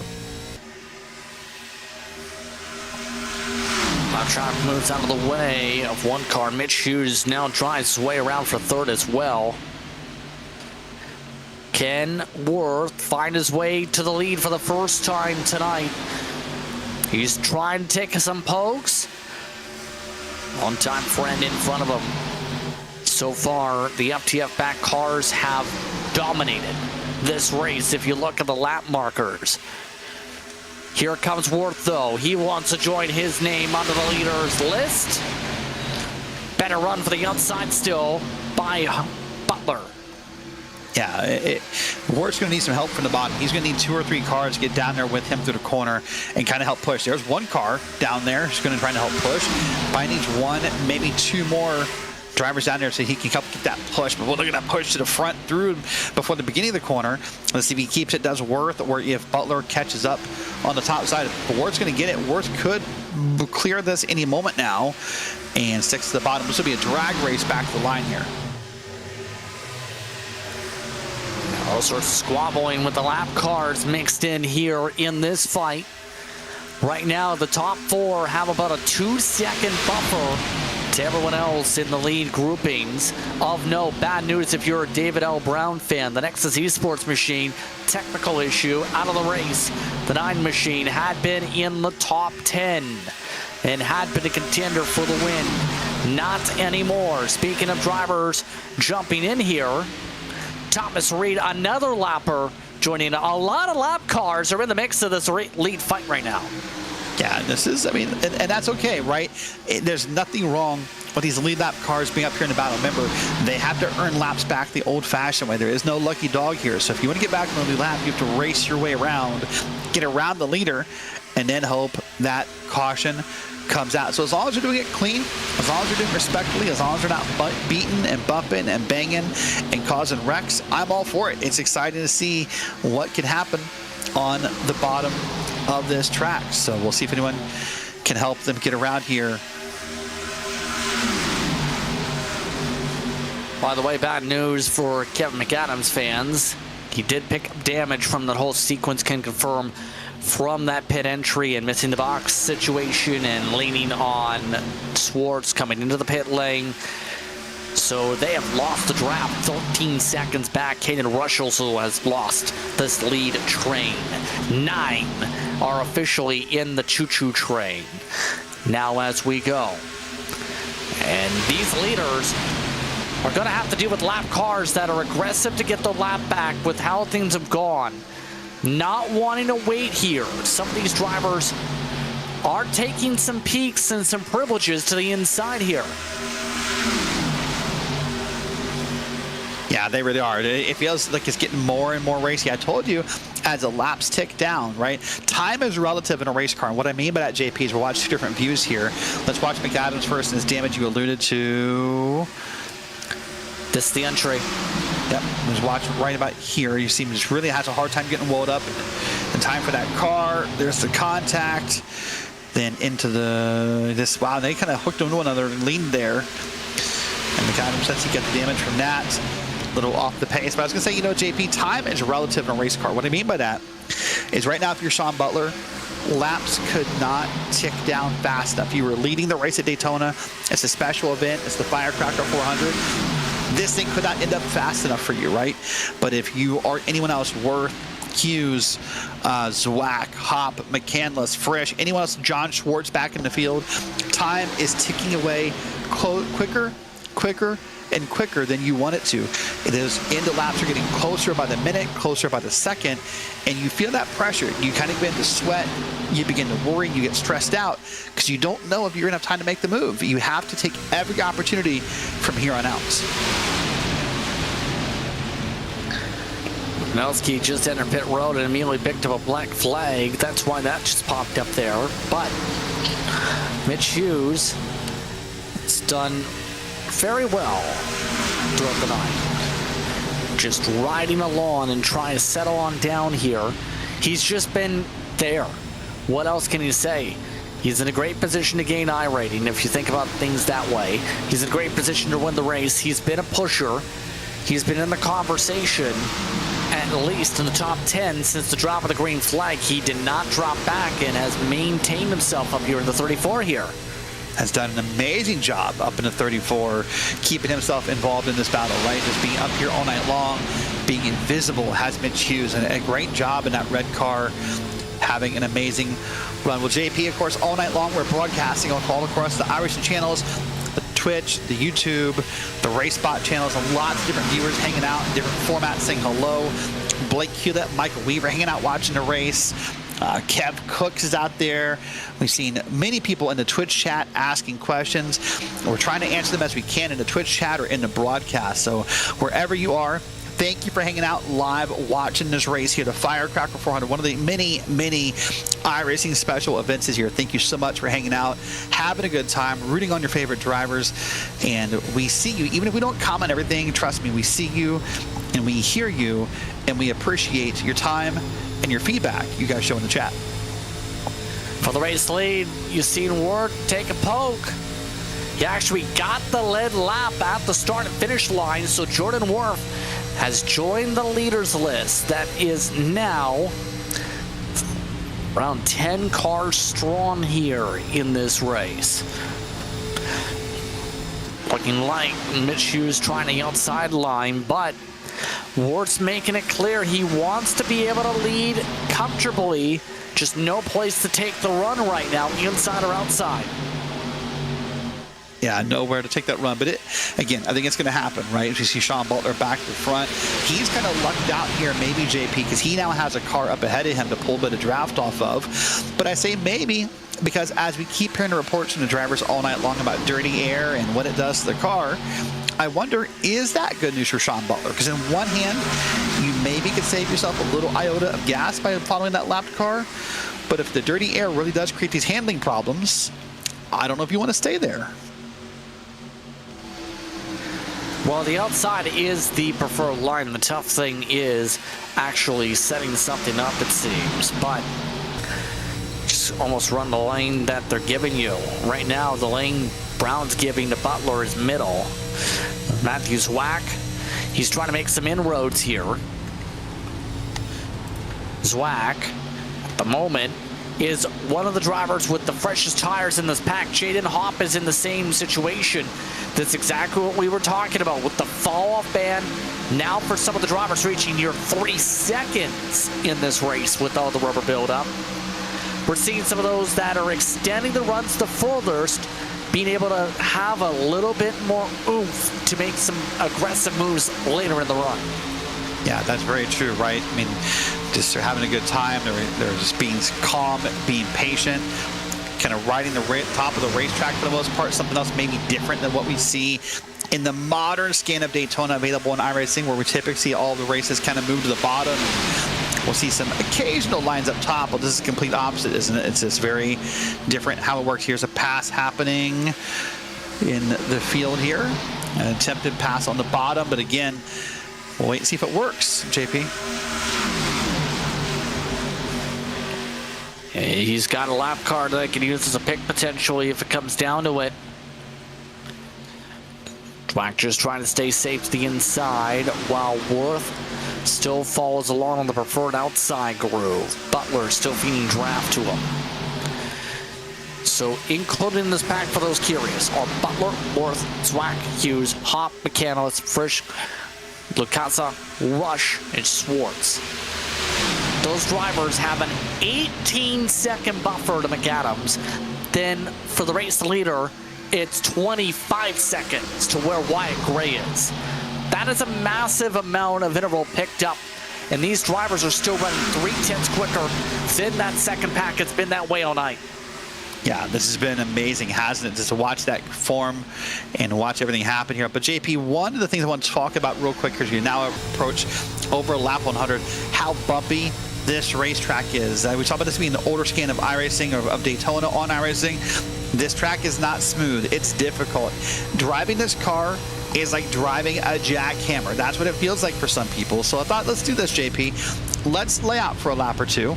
Let's crank up the audio on these cars. And I want the drivers just to get a first-hand view of how bumpy a lap or two around Daytona is. Let's do it here.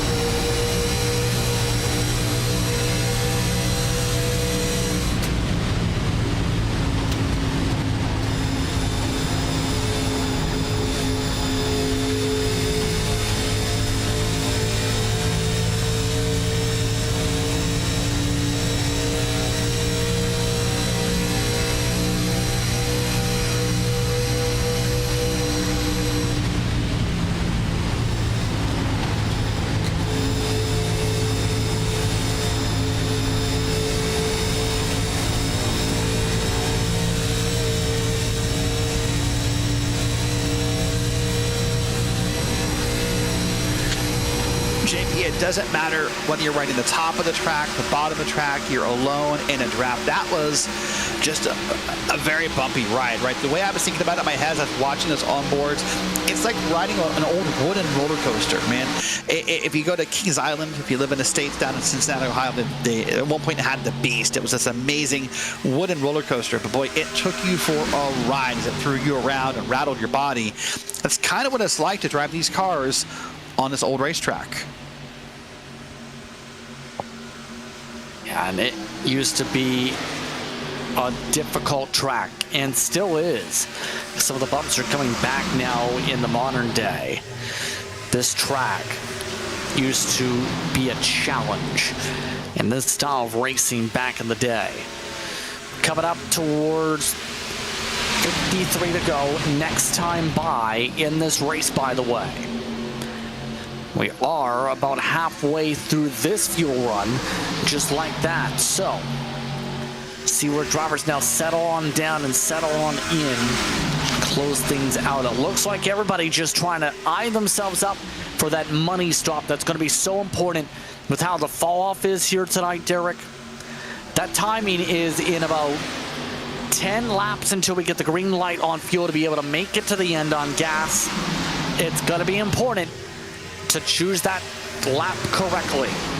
Yeah, whether you want to pit early when the window opens and come down and get your tires and make those tires work for you, whether you want to stay out as late as humanly possible and maybe the short pit stop offsets the tires, or maybe you stay out and our first yellow happens, or whatever happens. This is where we always say this is where crew chiefs make their money. You know, this is where, while we don't have many, maybe no crew chiefs in this session. I'll take a look in a second and see, but this is where a crew chief or a strategist makes their money on a team, is by making these calls. Because as a driver right now, you're trying to fight the car, you're fighting the track, you're fighting your opponents, and you're trying to make those decisions. My gosh, how much more can you handle at one moment? I'm not quite sure, but these drivers have to choose it right if they want to be able to try and win this race. Most part, no one's really risking any moves except for maybe Michael Frisch at the moment. He's trying the inside at the moment, trying to make a run on Caden Rush.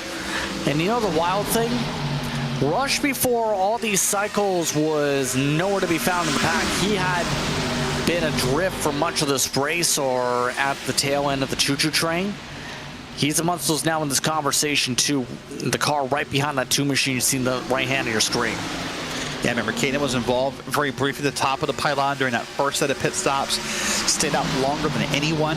And since then has kind of cycled through the field a couple times and had some moments up top and some moments back to the field with those pit cycles. But doing a pretty solid job. 51 laps to go is where we are. Now, in my mind, JP, it's go time. It's 50 to go. You've got to start making moves. You've got to start being more aggressive. Maybe you bump a little bit more than normal. Maybe you don't, you don't back off as much as you once were. And this is the danger zone of this race. Here's the second pack all the way at the start and finish line. Well, the leaders are in 3 and 4, by the way. Wyatt Gray's back there. Timothy Moore. Chris Jockey back there. Ted Lowendick is in that grouping. AJ Green. A lot of others. And as they've just said on the radio, we need a yellow. I mean, it's pretty clear they need a yellow flag at this point if it stays green.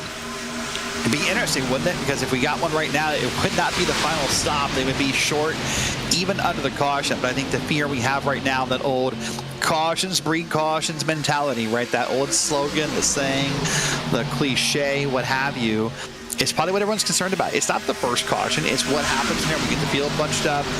People get aggressive. People get, maybe a little desperate to make a move. And so as much as maybe a couple drivers here and there want the caution, I bet I know a few who do not want that caution to come out.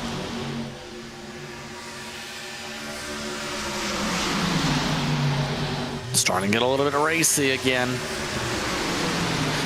Here comes McCandless trying the outside. Caden Rush trying to make the move inside. A lot of playing with the throttle right now from Rush. Possibly the clutch there on the inside as he tries to fight it out for the top 5. Nearly drifted up. Oh boy, that's maybe the closest we've seen to contact tonight. Right in front of Jaden Hopp, who had the best seat in the house to watch that happen. Hopp now up in P5. That means that was the battle for P3, P4. And that's got to be the closest bit of contact you and I've seen all night as far as side-by-side racing. And I thought maybe that was finally the one.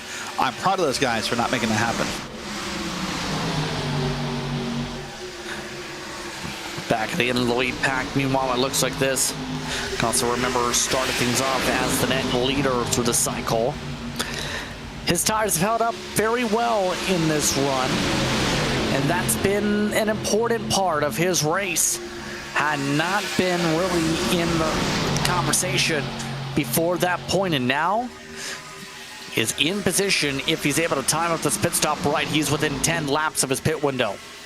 Yeah, everyone is. I mean, you think right now, everyone, probably what we see of the numbers for some drivers, JP, some drivers maybe only 3 or 4 laps from their pit window. You would think, right? 48 to go. We've seen some drivers go 44 to 45 laps. So we're quickly approaching that moment of this final pit stops. Now, hopefully everyone has clean pit stops, no speeding, no unsafe entries, no unsafe exits. Maybe we almost saw one of those earlier.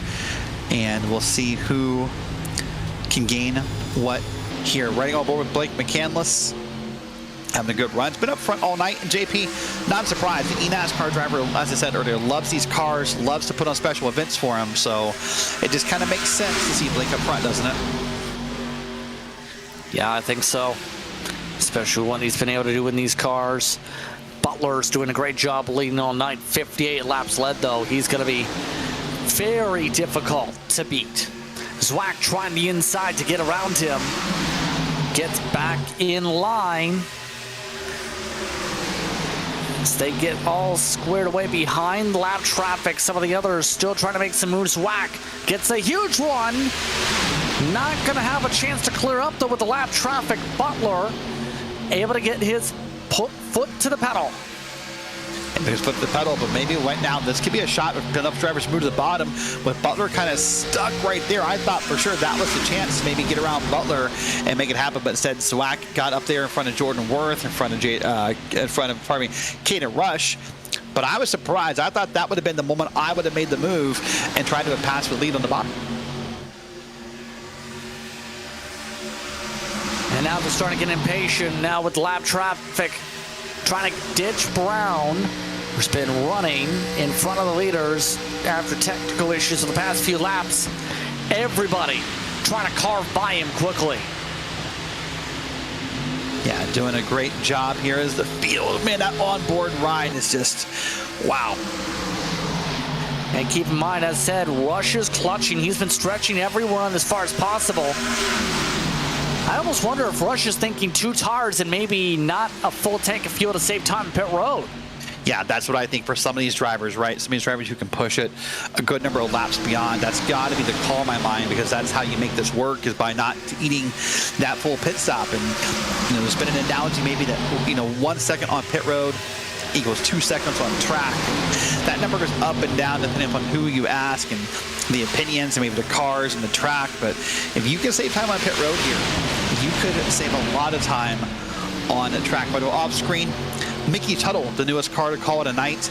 I believe due to some connectivity problems, has sort of disappeared from the race and called it a night. So I say that, JP, to celebrate this race. I mean, here we are, 44 laps to go. A good number of cars, 22 still in the lead lap. And I believe there are still 36 on the track. Yeah, 36 still running in this race, including David Brown, who came back from the technical issue. Still plenty of opportunity to be able to pick up some iRating, or at the very least, fight for this race win. Right now, the drivers that are 43 laps to go. That's the very edge of the green light on fuel. So we are just about in range to be able to make it to the checker flag here. If they start diving on down, no calls yet as to be expected here, but it's going to be important to be on the right call. There's a look now on board with some of those in the choo-choo train. This is with Caden Rush. He's been very careful on throttle. He's only 29 laps into his run. So let's talk about this for a second. Let's talk about the pros and cons of pitting right here, right? The pro of pitting right here, if your window is open, which I believe it is for everyone at this point, is new tires, right? New tires, you have the gas. There's no overtime in this. There's no green, white checkers. We know how many laps we're going. That's the positive. That peace of mind of knowing what you have. The negative is you're holding your breath.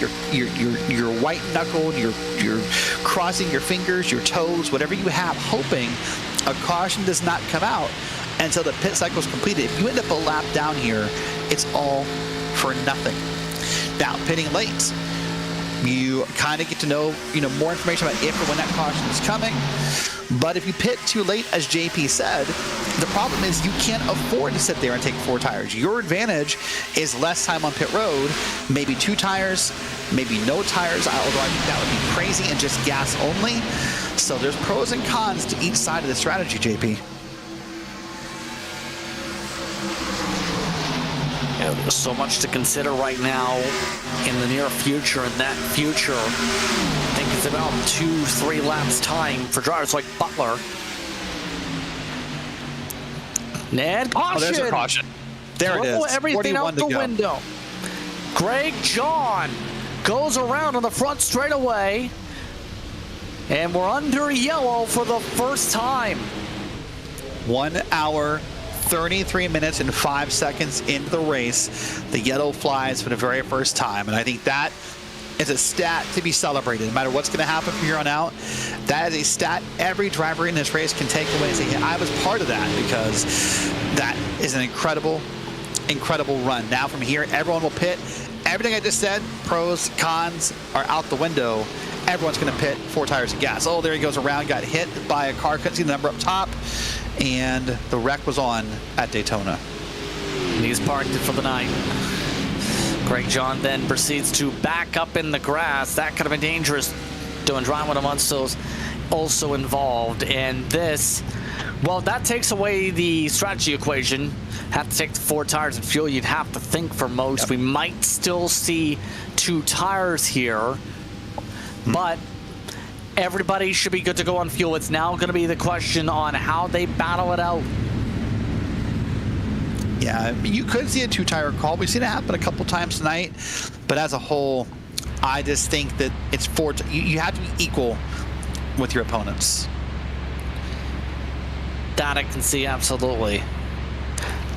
As they will come down pit road with 39 to go at the stripe.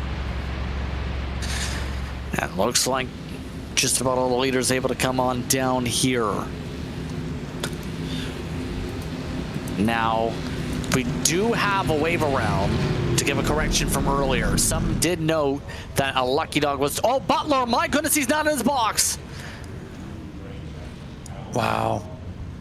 That's going to cost Butler so much. That's probably going to cost him a chance to win. Honestly, he's going to be in the back of this field here. Now, right, there are wave arounds. You can stay out and you can get a wave around here.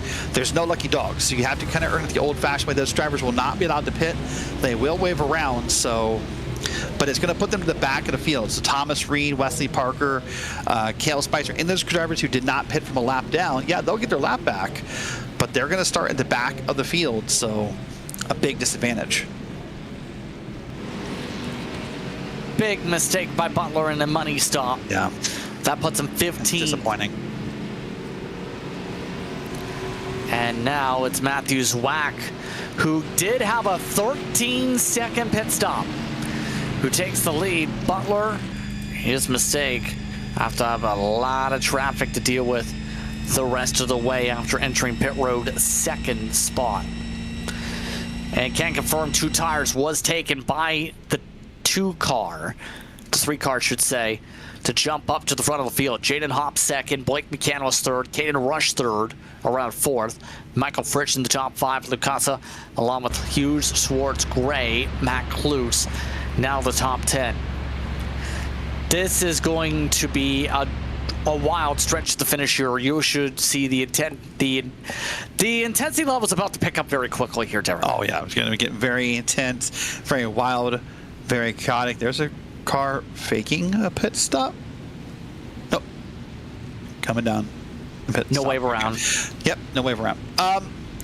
So I want to say this is probably our chance to talk about the restart. Right? This is not going to be your typical NASCAR restart. Maybe you're watching these cars, maybe you've never done them on iRacing. As we've seen, hearing the comments from the drivers, hey, some drivers weren't alive when this car was ran, which makes me feel a little older than I want to be. There's Sean Butler, by the way. That's the trouble on pit road. But so single file restarts for the most part. All leaders single file. There's no double wide here. There's no chance to get a good jump on a leader. Those cars to the inside, JP, those are going to be lap down cars. This is old school NASCAR. I think this ended in what, 2004, 3? When I don't remember when this rule ended. I was trying to think of it in my head, but this is how it's going to work here. All lead lap cars to the top. And you cannot pass, by the way, on the bottom until you get to the start-finish line.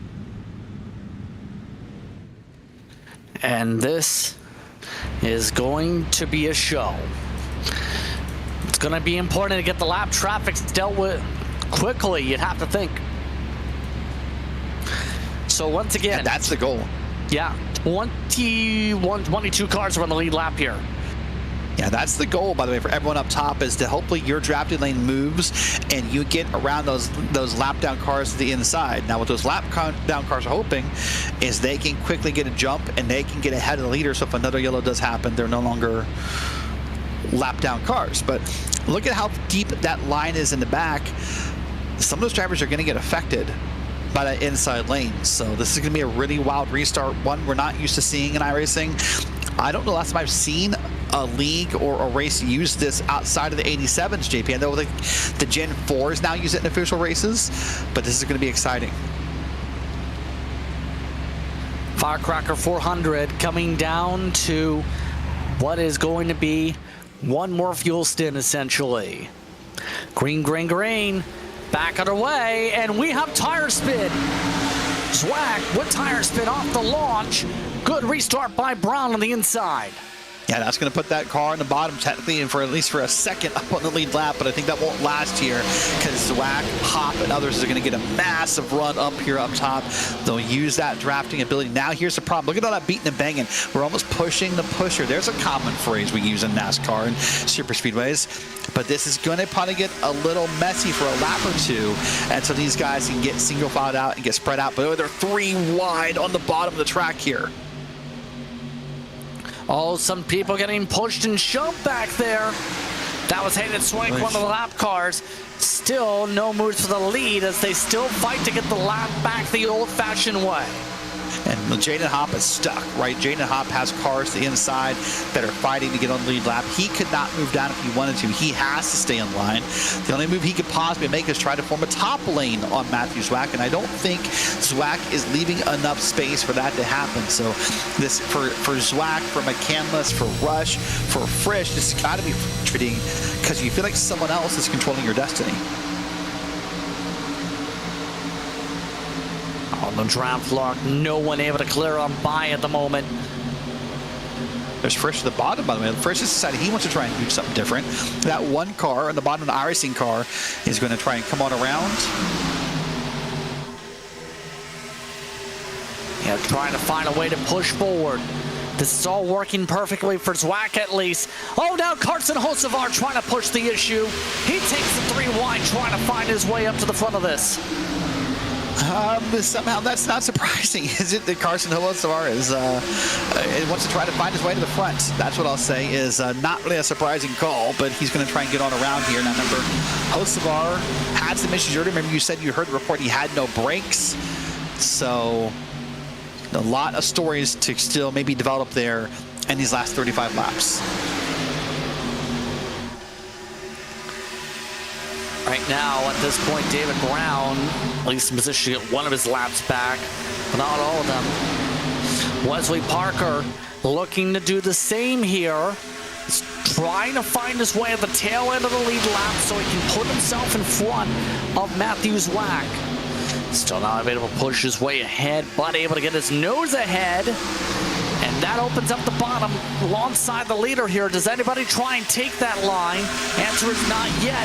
How about 3 wide in the battle for first car lap down as Zwack tries to clear the lappers. Yeah, trying to clear the lappers, and Jaden Hopp, I think, is a loser up top of that pink car. He's trying to lift and just save this car, and I'm concerned what's going to happen in this run here if he gets passed again or what happens. By the way, if you want to know which car is Hocevar, that's that green car right there, 3 wide in the middle. That's Carson Hocevar. So he now is up here and is trying to right his destiny, trying to get his lap back, trying to be on the lead lap in case something happens, is what he's hoping for. And he has, so has Cale Spicer. In terms of lapping themselves here. Waiters are free for some side-by-side battling if they want now, though. Coming to 32 laps to go. First in line behind the leader, Jaden Hopp.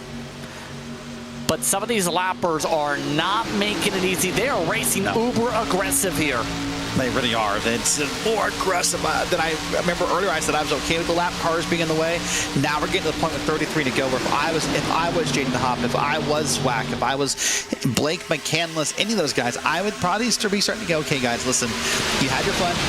We played the game. You know, we played along. We were nice about it. But now it's time to get the heck out of my way. Now it's time to let the lead lap cars race for this and don't affect anything, right? Because every time a lap down car gets close in contact, you get nervous because one bad move could end not just your race, but probably 10, 15 other cars here very quickly in the Firecracker 400. Here we go for the race lead. Michael P. Frisch making a move inside. Took a poke.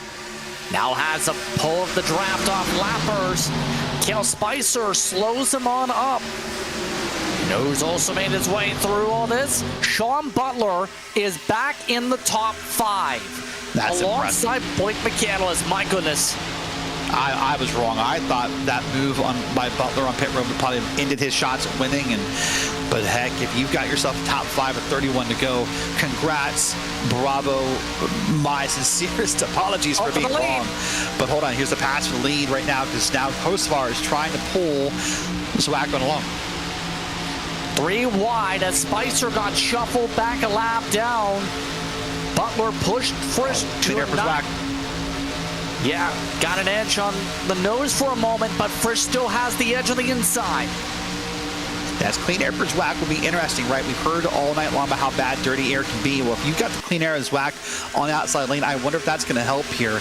Remember, Zwack and Frisch are both kind of getting alternating drafts in that green car, of course. And Hocevar as Zwack lifted up in the track a little bit. And wow, that was a close moment. Less than 30 laps to go now in this one. Zwack starting to get a bit impatient, starting to push Hocevar in the line. All of this as well. Frisch tries to clear to the inside. Trying to find his way in front of Zwack on the edge. Side by side behind him as well for third. Side by side to the head of the pack with the lappers as Parker falls back. Caution. Zwack is the leader, but the yellow flag is out. And listen, for Hocevar, for the other cars ahead, I think that might have been Spicer, that might have been Brown. That's why you race so hard, right? I may not like it because I think maybe you think it affect a race, but those guys just put themselves back on the lap they want to be. But let's wait and see what caused the caution here with 29 laps to go. We'll wait and see who's involved, why they're involved. Look up top of your screen. Just contact, 1, 2, 3, 4, 5 cars maybe involved in this wreck, JP, right across the front straight. But just back in the yellow, the cars amongst them, around them. And significant damage for that 29 machine. All of the back bumper and parts all over the place from the 16 car. Amongst those, issues. And not sure why we're all of a sudden very slow here. I think they're trying to sort out what the pace car is. Yeah, I believe they're kind of waiting for the pace car to come around, I believe. Yep, there it's the pace truck. So. Yeah. So, wow. Yeah, they found the pace truck. So now see who wins here. Who takes tires? Yeah, we know how important grip is. Yes. Wholesale pit stops here. I thought this might be the case. Remember, I said earlier, if these guys had a chance, they would use all 9 sets of tires tonight. Well, this is proof of that. I mean, heck, we only pitted, not that many laps ago, maybe 10, 15 laps ago, and here we come down pit road again. And we'll see how many people take 2 tires. We've seen that work already for the leader before. 2-tire Michael P. Frisch, he's the first to try it. Blake McCandless also trying it. Matthew Zwack back on 2 tires again, but it's still going to be Michael P. Frisch who wins the race off pit road. Chris Junkie comes out 4th with Gray in the top 5, all on 2. Same for McAdams. Yeah, I'm not surprised by the 2-tire calls here. I mean, you've only ran a few laps on those tires, so why not try the 2 tires call here, pardon me.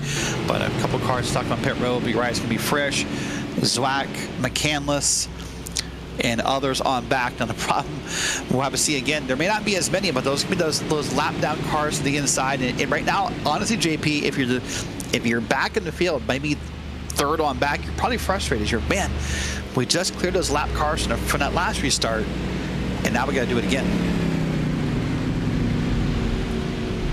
So the caution does put one of the fan favorites, it seems, tonight, Carson Hocevar, back in the lead lap, by the way. He just had some lengthy repairs, so he's been dealing with some sort of issue with the car. We know he's had issues with the brake pedal all throughout the night. So some of these drivers now in the conversation, 25-ish, are going to be on the lead lap with a chance with less than 30 laps to go. And he's still at the factory, and lap cars are going to be fighting hard for that lead lap here. It's going to get interesting, to say the very least, on how you play this. We know Michael P. Frisch has this race right where he wants it to be. Well, and I think you have to play it aggressive, JP, because as we said, we know how long this race is, and I don't mean that sarcastically or snarky. It's 160 laps. There's no green white checkers. There's no overtime in 87 NASCAR. It is what it is. And so as every caution happens, we're ticking laps off the board that you cannot drive under green and make a pass. So every time we go green here, you have to make a move. You have to be aggressive. You have to be whatever it takes to find your way ahead. But again, here's the challenge is going to be, as you see the iRacing special pace truck here, the virtual pace truck. The problem is going to be that inside lane. Remember how difficult it was the first time? Now the good news is, at least from that view, JP, that inside lane is a lot shorter than it was the first time.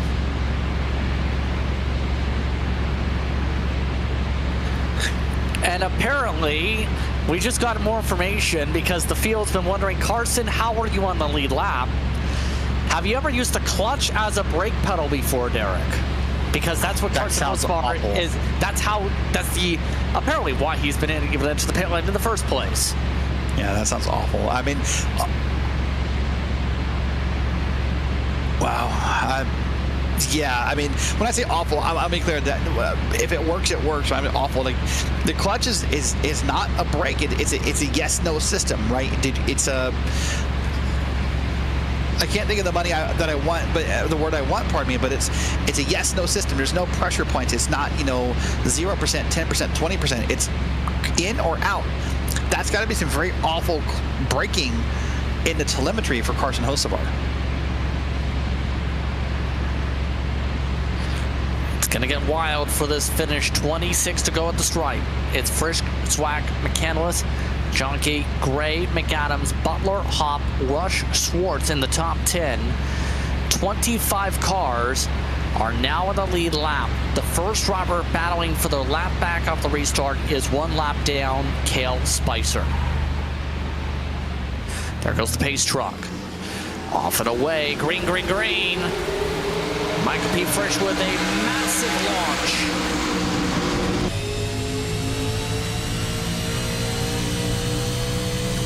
Everyone else trying to get fired up and trying to catch up to that one machine as quick as they can. Trying to clear by the 4 fast.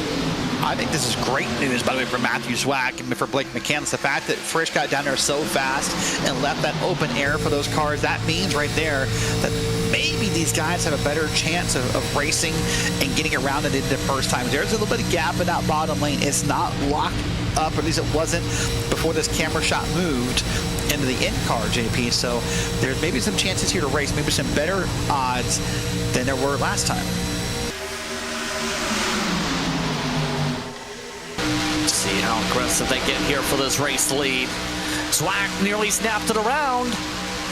Getting loose in the tri-oval now. That's how slippery some of these tires are on the cold stuff right now. That may have also been a bit of a bump from Blake McCandless. I don't think that was completely on Zwack. I think the pushing is getting more aggressive. The bump will get a little bit more aggressive. The drivers will get more aggressive here with 25 to go at Daytona. Some 3 wide starting to form up in the pack. That is Butler going up the middle with lap cars inside. And drivers like Gray in the conversation outside. Also jumping the way through Caden Rush on the inside, getting himself boxed in. McCandless stays up there. This looks like it just has that recipe for disaster, right? A little bit of 3 wide, a little bit of Daytona, a little bit of bumps, a little bit of aggression. Only a few laps. You mix all that together, and it's possible you're bringing the big one to a boil in the pots here at Daytona. Yeah. Take a look on board. This is McCandless. McCandless trying to clear his way through. Trying to find a way to get a run. Built up Swack is struggling at the moment off the corners. Rush is still the highest of those on 4 tires in this pack with a caution. Front straight away. Big wreck in the back. Wow. Pure chaos. Hayden Swank picks up an EOL from the crashes. At least 3-4 cars scattered. Jackson, Van Valkenburg, Amonso's involved. And we're under yellow once again. Yeah, that's unfortunate. Wait to see that happen here. And again, all it's doing for these drivers is killing opportunities for passes to happen. So Michael P. Frisch may be stoked, but boy, if you're Zwack, if you're McCandless, and others, this is heartbreaking, man. It is difficult. This is difficult. So we'll wait and see what happens when a race spot replay machine loads up and finds the replay of what happened. But this looks like a big wreck, everyone coming together. So here's a look. Oh, that was loose off of 4. Looked like some contact. A 34 and a 10, I believe, got together. That's who I saw there. So the 10 of Wyatt Gray and the 34 of Mitch Hugh. A driver you noted had been up in the front most of the night, got together, and then you see the aftermath there of just different cars spun around, and contact and what have you. So here we come around. Frisch catches the pace truck. Now, I suspect this time is different, JP. Last time by about, what, 5, 6, 7 laps ago, everyone pitted. I don't think that will be the case this time by. And pretty clear Michael Fritsch staying out, but he's trying to burn fuel, try and make the car lighter. Now, that can work. And it looks like... I'm going to blow the motor. Yeah, that's the other part. Don't pop it. Yeah. Well, Jordan Worth is pitting. He's made that well known on the radio. I'm pretty sure he pits every caution. I think that's his thing. No, that could be. Let's wait and see anyone coming around. And yes, the answer is for some, they will peel down those laps down. Oh, the 38. Junkie just gave up the track position after having the highest running spot all race. Others like Hocevar and Moore coming down for any sort of advantage. There were 9 tire sets, including those in the car coming into tonight. They have a lot of tires available. A lot of Goodyear Eagles to be able to use to build houses, to be able to stack into their cars. And those remaining, well, they can be all stacked up and used for whatever you want. Yeah, right. Used for whatever. So let's watch again. This is the wreck that brought out this most recent yellow. And we'll wait to see where the caution is going to happen up front here. There's a car. Oh, boy. Wow.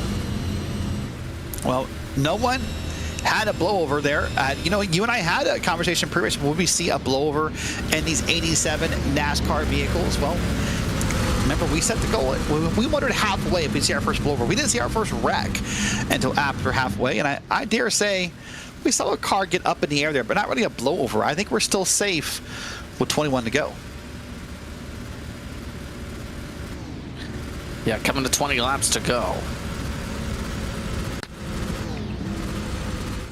Well, so let's take a look one more time. Wyatt Gray, lots of bumps, and he gets your first half blowover. Yeah, that was close, wasn't it? Oh, somebody definitely did a flip into the catch fence, so. Yeah, we'll see if we can find it a different way. But yeah, maybe there was one there, so I don't know. Maybe that's just the counter. 20-something laps to go will be where it occurred. I don't know, but well, if you're Zwack, if you're McCandless, I thought you had the run last time, JP. I thought when first moved down to kind of control the bottom lane, I thought you had every opportunity to do it. And boy, McCandless was trying. A little bit of beat, a little bit of bang, a couple bumps, a couple of dings on the back of that car. Just couldn't make it happen yet. Yeah, AJ Green. Gonna be? Oh, yeah, okay, yeah, you're right. That's it. Call it. 25 car blowover, about the lap 25 to go. I think that's more of a ramp into the sky than it was a blowover. Hope he wasn't BR for that. Oh, and we have some good news for those on the East Coast. Happy 4th of July. It is officially July the 4th. There you go. Happy Independence Day, everybody. And whether you celebrate on the East Coast or whatever coast you're in, maybe for myself on the West Coast, we got a couple hours left. But please stay safe this 4th of July weekend. A lot of people love to set up fireworks, do cookouts. You need, well, I should say you need all 10 fingers for iRacing. That may not be true, but we'd love to see you back healthy, safe, and in one piece after the holiday weekend. So please stay safe and have fun celebrating in whatever way you do, whether it's going outside, whether it's just setting off fireworks, cookout, it's time of family. Remember, you can race this race tomorrow night at 10 p.m. Eastern on iRacing. So many ways to celebrate the 4th of July weekend. It'll be a 19-lap dash to the end here to decide things if we stay green. Right now, 22 cars are on the lead lap. It's pretty clear some of the drivers are already indicating on the radio they are ready to put the elbows out to get their laps back. So we'll see how they are going to race up here. Michael P. Frisch in the lead, Zwack in second, McCandless, Rush, Butler, Hopp, McAdams, Swartz, Dowling, followed by Lumendick in the top 10.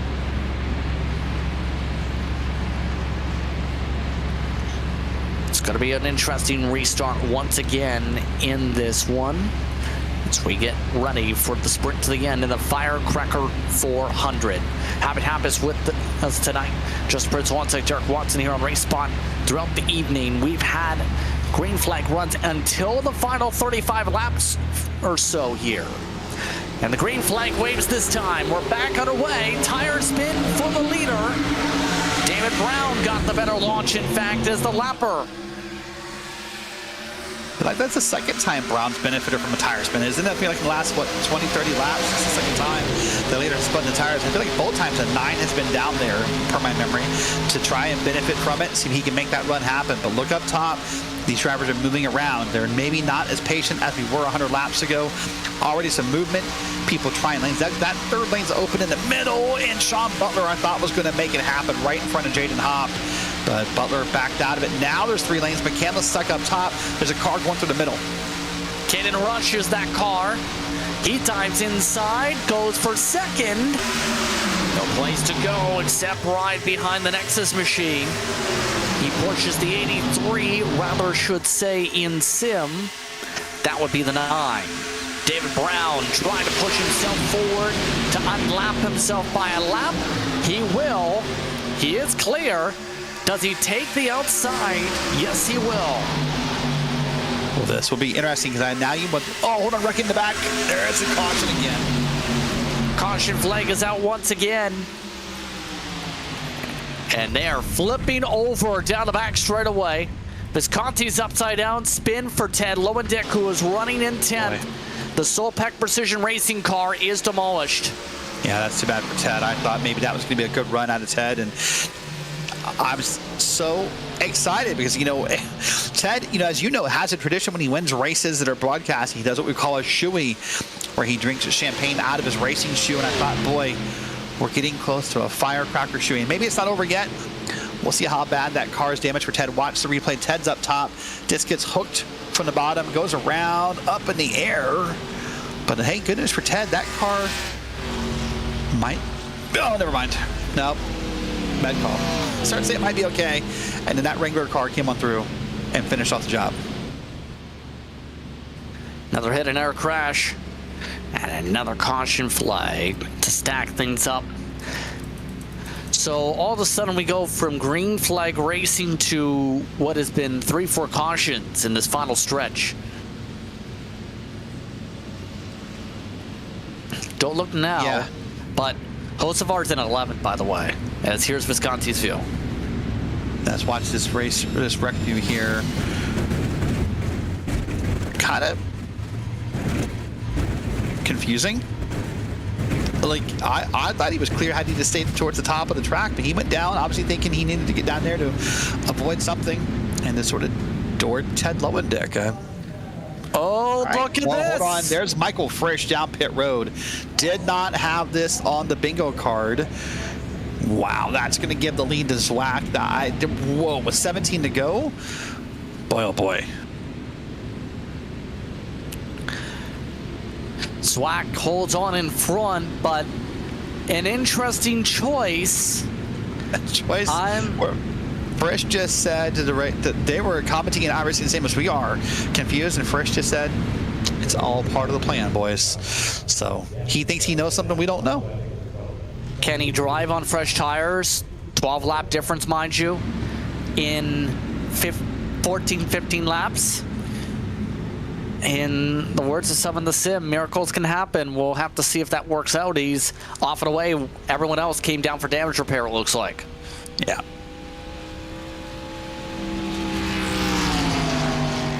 So, Zwack is now going to be in control here. And this is where he'll have some fun here. Let's do this real quick. I know we're quickly getting ready for some racing, but I want to do this real quick. Let's welcome in to the to the Race Spot iRacing broadcast booth. Ted Lowendick. I was trying to bring Ted Lowendick. Let's see if we can get him in here. I'd love to hear from Ted and see if we can get him in and hear his perspective of what happened in that race. Ted Lowendick, welcome into the broadcast booth. I thought you had that wreck cleared. Yeah, someone arc-a-braked there at the end. But hey, this has been fun. Is this more challenging than you thought it was going to be? Yes. 120 laps, the wrists were hurting there, so. Kind of happy we had a caution there to get the break that we did. But yeah, this has been a lot of fun. I'm glad I did it. All right, well, I was hoping we were going to get a shoey when all was said and done. That feels less likely now, but good luck the rest of the race. Hey, you never know. We got 15 laps left. Let's see what happens. Let's see what happens. Ted, good luck, and we'll talk to you later. Thanks, guys. Ted Lowendick jumps back into the race car. Looks like he will try and keep it going. And coming up to 14 laps to go here. And now it's a matter of seeing how bold some of these drivers are willing to get. What do you do? You have to push, right? I mean, we're 15 laps to go, 14 at the line, only a couple of yellows before we just call it a night. So, I mean, look at the names up in the top 10. Zwack is leading. Caden Rush is up in second. McCandless in third. Butler's in fourth. Hopp is in fifth. McAdams, Schwartz, Drayling, Parker, Carson Hocevar up in 10th. That guy was a lap down at one point, fighting for it. Remember, has no brakes, using the clutch pedal. This is going to get aggressive. This is going to be more aggressive than like a WWE tag team wrestling match with no holds barred. I think this is going to be really aggressive. I hope it's clean and aggressive, JP, but you're going to see some pushes. You're going to see some lane changes. You're going to see some three-wide racing. And I suspect we're all going to be surprised when this is over who wins and how they win.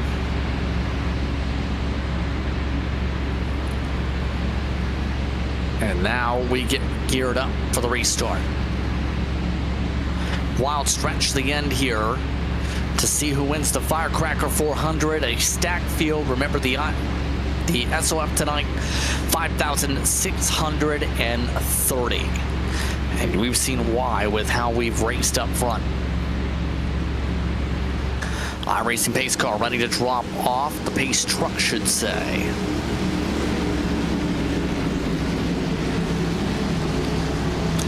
Zwack in control. First lapper to the inside this time is Charles Wembley. Green flag is out. Backing away. Rush all over the rear end of Zwack. Now takes an immediate poke for the race lead. 3 wide for the point. Let's see who goes where and who follows which of those two lead lap cars. Who follows Rush, who follows Zwack. Rush gets to the bottom in front of the lap cars. He'll get a push. Now Zwack is getting left hung out to dry. He's getting left up top as now there's a car here that we're on board with. It's behind Rush, and that I believe to be Sean Butler. It is Sean Butler up to second again. Blake McCandless, triple car tandem, and look who's back in it too.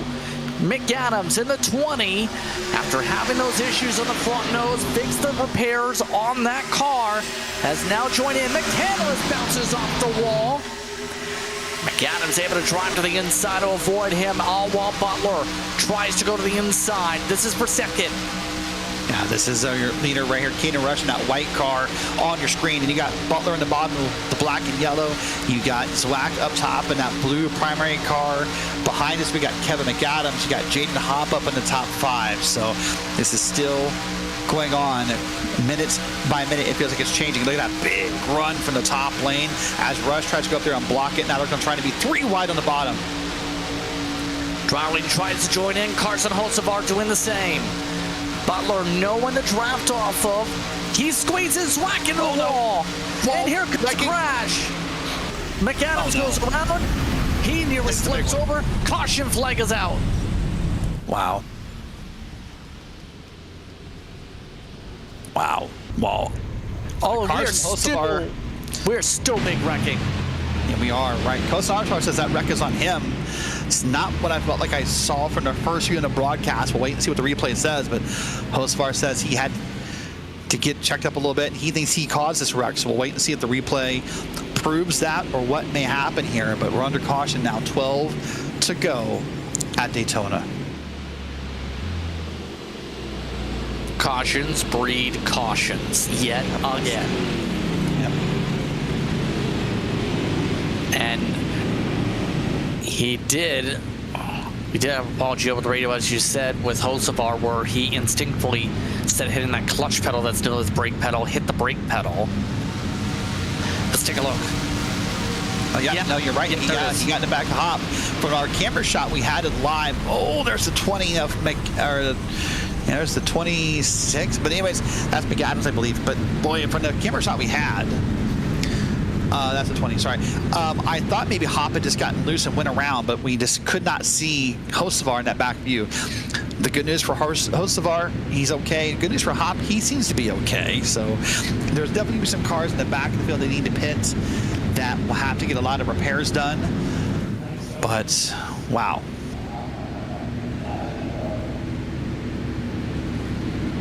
And now it gets wild. And we might see single file restart without the inside line here, which could open things up. Yeah, we're less than 10 to go. I was thinking that was the process, and I was waiting to confirm it in the rules, but you're right. We should be single file here. No cars inside with 10 to go. We'll wait and see if that's how race control lines them up here.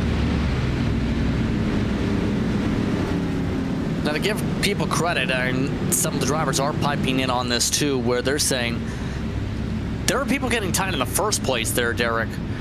That was a tight situation, 50-50 either way.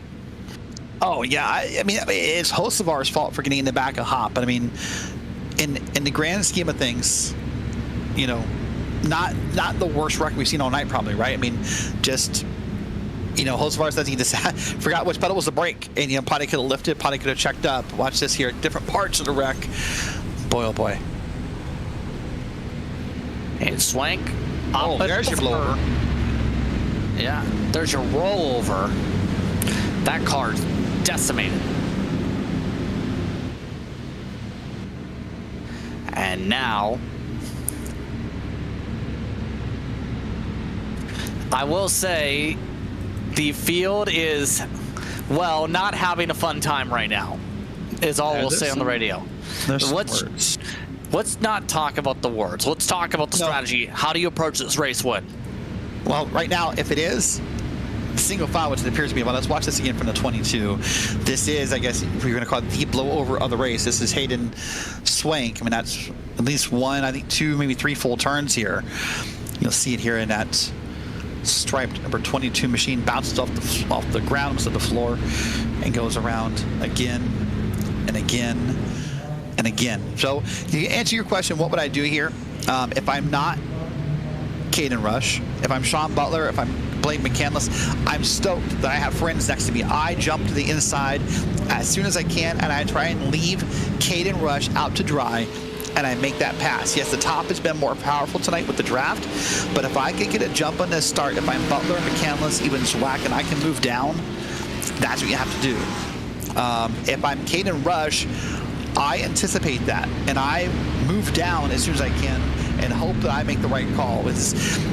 Unfortunately, the super speedway, the leader's often a sitting duck, and I think that's the best analogy right here. Now, right now, many names still in the top 10. Hocevar's back in P5. What a story that would be if he could come back and win this after being a lap down. Jaden Hopp is back there, Wesley Parker, John Schwartz, Jordan Wirtz is back in 9th. So lots of big names. This is going to be a heartbreak for a lot of drivers because only one person can win in about 9.5 laps from now. A wild stretch to the finish. Once again, reset your top 10. It looks like this: Caden Rush, Sean Butler, Blake McCandless, Matthew Zwack, and Carson Hocevar, Jaden Hopp and Wesley Parker, John Schwartz, Jordan Worth, Chris Junkie are your top 10. Others of note: Michael P. Frisch is in 12th, Timothy Moore in 13th. David Brown, by the way, unlapped himself with all those edges at the stripe, Derek. He's got a chance for a lead lap finish in 15th, 16th spot. He got a better chance than that. I mean, who knows what still happens in this race? He could be top 10, top 5. Who knows where he finishes here? So, boy, the person I don't want to be right now, unfortunately, JP, is Caden Rush. You're leading the race. That sounds awesome. You think you want to be the leader, but you are just the person in the worst spot on this restart, no matter what you do, I think. 9 laps to decide, and remember, no GWC to think about. Let's try and see how this field handles it. Green flag, back and away. Great restart. Rush, terrible start for everyone else. We have cars scattered over. McCandless amongst them. We're under yellow. Well, this will bring up what I believe to, well, maybe not. Yeah, this should be the last restart of the night, I think. And once you get it lined back up, I doubt we get a chance to caution it out and do it again. But that, watch it, right here. Watch behind Rush. I thought Rush was in the worst spot. So it's going to move down. McCandless gets a bad bump from Zwack. And both McCandless and Butler go around, and then Butler got crushed by somebody. Butler's done. I would think Butler's done. Sean Butler missed a shift in that situation. Oh, no. He just said on the radio. Well, that's what happened. I thought it was going to be from the bad bump from Zwack, but apparently no. Butler missed a shift and just got in the way and caused that whole checkup. I'm not sure who hit Butler at the end in the grass, but that likely is going to end Butler's chances of winning this Firecracker 400. It's going to be Wyatt Gray. Let's watch this on board. See what's going to happen here.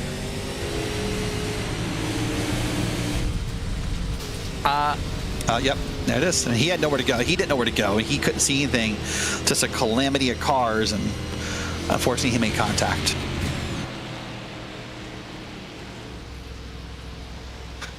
You know who's in second with that restart, by the way? You know what? We've been working together so long now as a broadcast team that I was just about to say to you, JP, look who's in second place. It's Carson Hocevar, up 24 spots on the night. And depending upon how fast we get this thing worked around, depending on how fast we get this caution completed, this may be it, right? This may be your only shot. It may be, we may possibly get one more caution if we need it. I hope we don't. I hate saying it that way because I hate planning for those, but boy, oh boy. Butler's out of the way. McCandless is out of the way. It's Rush, Hocevar, Zwack, Hop, and Parker, your top five. This has just been outright calamity. We've had a wreck on pit road, apparently. Someone apparently just stopped at the pit entry, according to the radio communication, and we just had a crash. Robert MD Jersey, just amongst those turnaround after Rusty Plan slammed in the back end of Kevin McAdams and stacked everybody up. Wow, watching here on pit road, and yeah, you know, JP, we're commentators because we're supposed to have words for everything. We're supposed to be verbose and animated and over the top at times. And there's times when I don't have words, and that's gonna be one of them. I don't know what to say about that. I don't know what happened there. Sometimes I can explain to you why I think something happened. I don't know.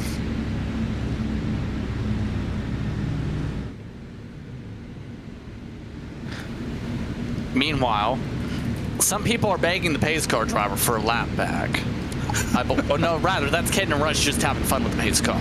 That's Caden Rush hoping the pace car stays out for another 7 laps.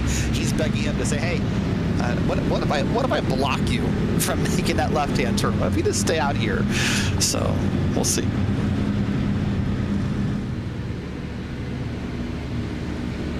So, 5 laps to decide it here.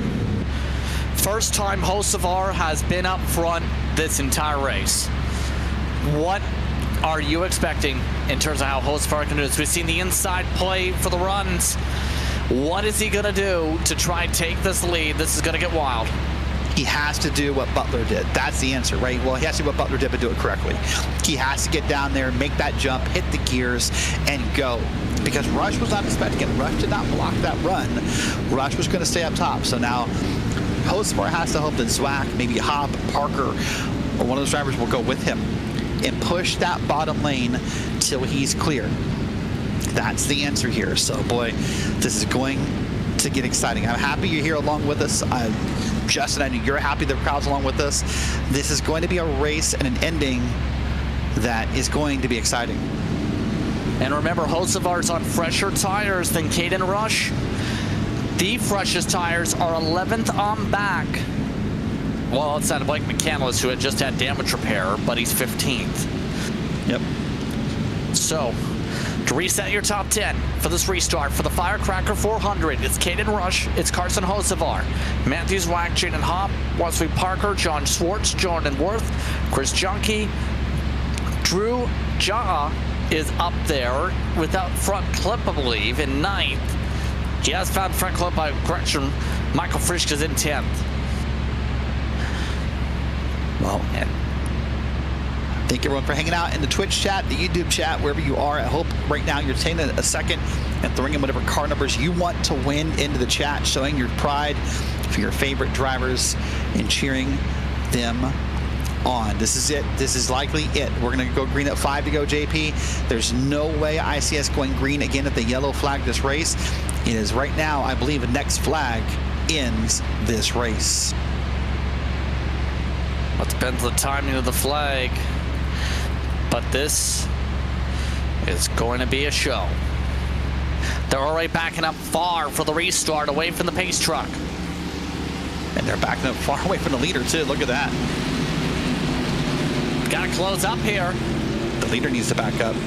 Is Hocevar going to try and jump this? No. Caden Rush launches. He is gone. 5, 6, 7 car lanes up front. Some side-by-side already. Wesley Parker at the flag stand. Wow, that leader's too far out, though. This, I said sitting duck. That's what we're going to find here. Zwack, Hocevar, Hop likely, maybe even Parker are going to catch him and catch him fast. That draft still matters. In these 87 cars, JP, this may have been too big of a jump for your race leader. Yeah, Caden Rush already trying to block the draft. Swoops inside, swoops outside. Here comes Hocevar. Hocevar to the inside. He zooms his way to the point from pit road to the lead with less than 5 laps to go. Lap down, 25 laps ago to the lead is Carson Hocevar. Here we come around again. Now the battle begins. Now Zwack wants around Hocevar. Now Rush wants back around. Hop wants around. This is not even close to being over. No! Hocevar blocking both lines like he's the Pied Piper. 3 wide for second. 1 car up on the wall and Hop. Oh, wow. Wesley Parker, the super speedway ace, trying to make some moves. Hocevar has 3 lanes to block as Jordan Worth tries to push the middle. This is going to be wild. I don't know if we're going to make it back around all the way every time, but this is going to be an exciting move. Now we get 2 lanes. You got Zwack on the bottom trying to make it work. You got Rush up top behind Hocevar. You got a bump from Parker, who's now fallen off. Oh, boy.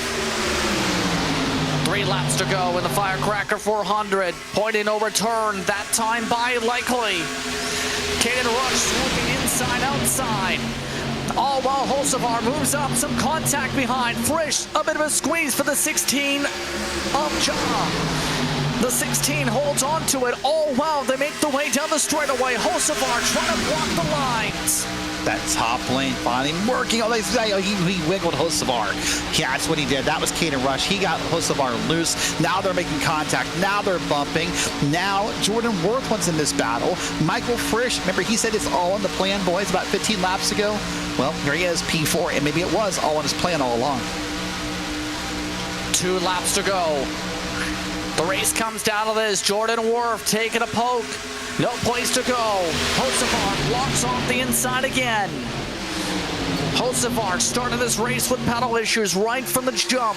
Since then, he's been trying to scratch and claw his way to the conversation. Got in the lead lap with less than 50 laps to go. And now has a chance to win it. He blocks to the inside again. Worth trying to clear for second as they bump for second. Worth on the outside. You got Rush on the inside. Rush getting the draft from Hocevar. Hocevar will move likely back. No, he doesn't move up as fast as I thought he would. Now he does. He's trying to control both lines. 2 to go here. Coming around. Here we go, JP. It's getting close. What happens here at Daytona? 1 to go. Side by side for the race lead. Rush is on the inside. Hocevar on the outside. Hocevar's got the pedal down. He clears for the back straightaway. Rush trying to set up the run. Rush gets on by. He's going to try to pull every ounce of draft he can. Then he'll pull out when he thinks the time is right. Rush will not push Hocevar to win without trying. He might help him win, but he's going to try everything he can, including a bump right there in the bottom of the corner. Hocevar gets a little loose. Rush still on top of him, JP. Will Rush get a chance to get a boost? The answer is no. Carson Hocevar, through all the adversity, holds on to win the Firecracker 400. Wow, they're wrecking behind after the line. Hocevar first, Rush and Worth on the top three. And what a finish, and what a drive for Carson Hocevar, the NASCAR Cup Series driver, goes through the field to win it.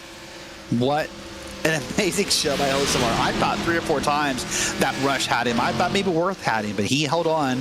He controlled the lines, and he has won this iRacing special event. And congratulations coming over the radio as Jordan Worth gives him the door, and one car gives him the bumper. That wasn't nice. That was accidental, but it wasn't nice. As Hocevar's going to go for a slide in the grass. Yeah, going to go and do his burnout and celebrate here. This virtual iRacing special event, NASCAR win. And through the grass, I expect he's going to go right through the Daytona logo and upset the groundskeepers.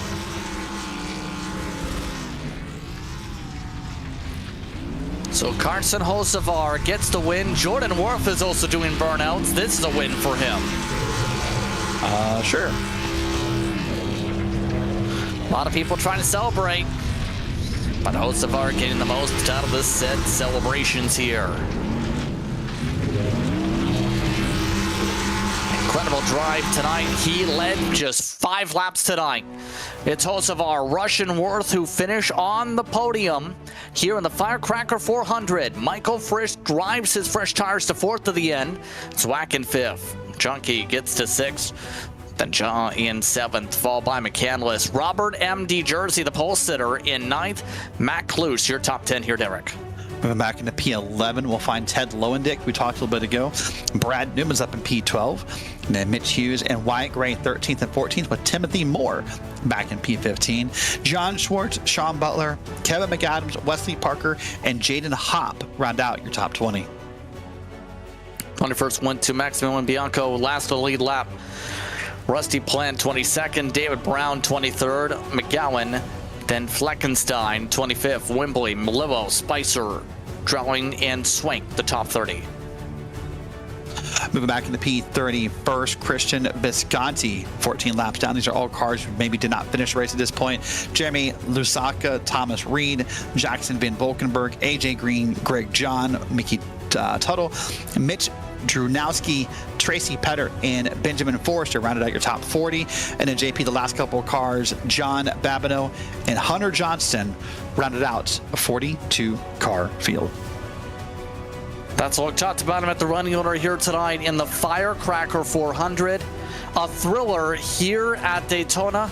Your thoughts on this one, Derek, as we see how things closed out. There was a bump and run attempt there, but Hocevar held on. Listen, this was great. I mean, this was a wild race. Everything you want at Daytona. You had some green flag runs, a couple of big wrecks. You had a surprise ending.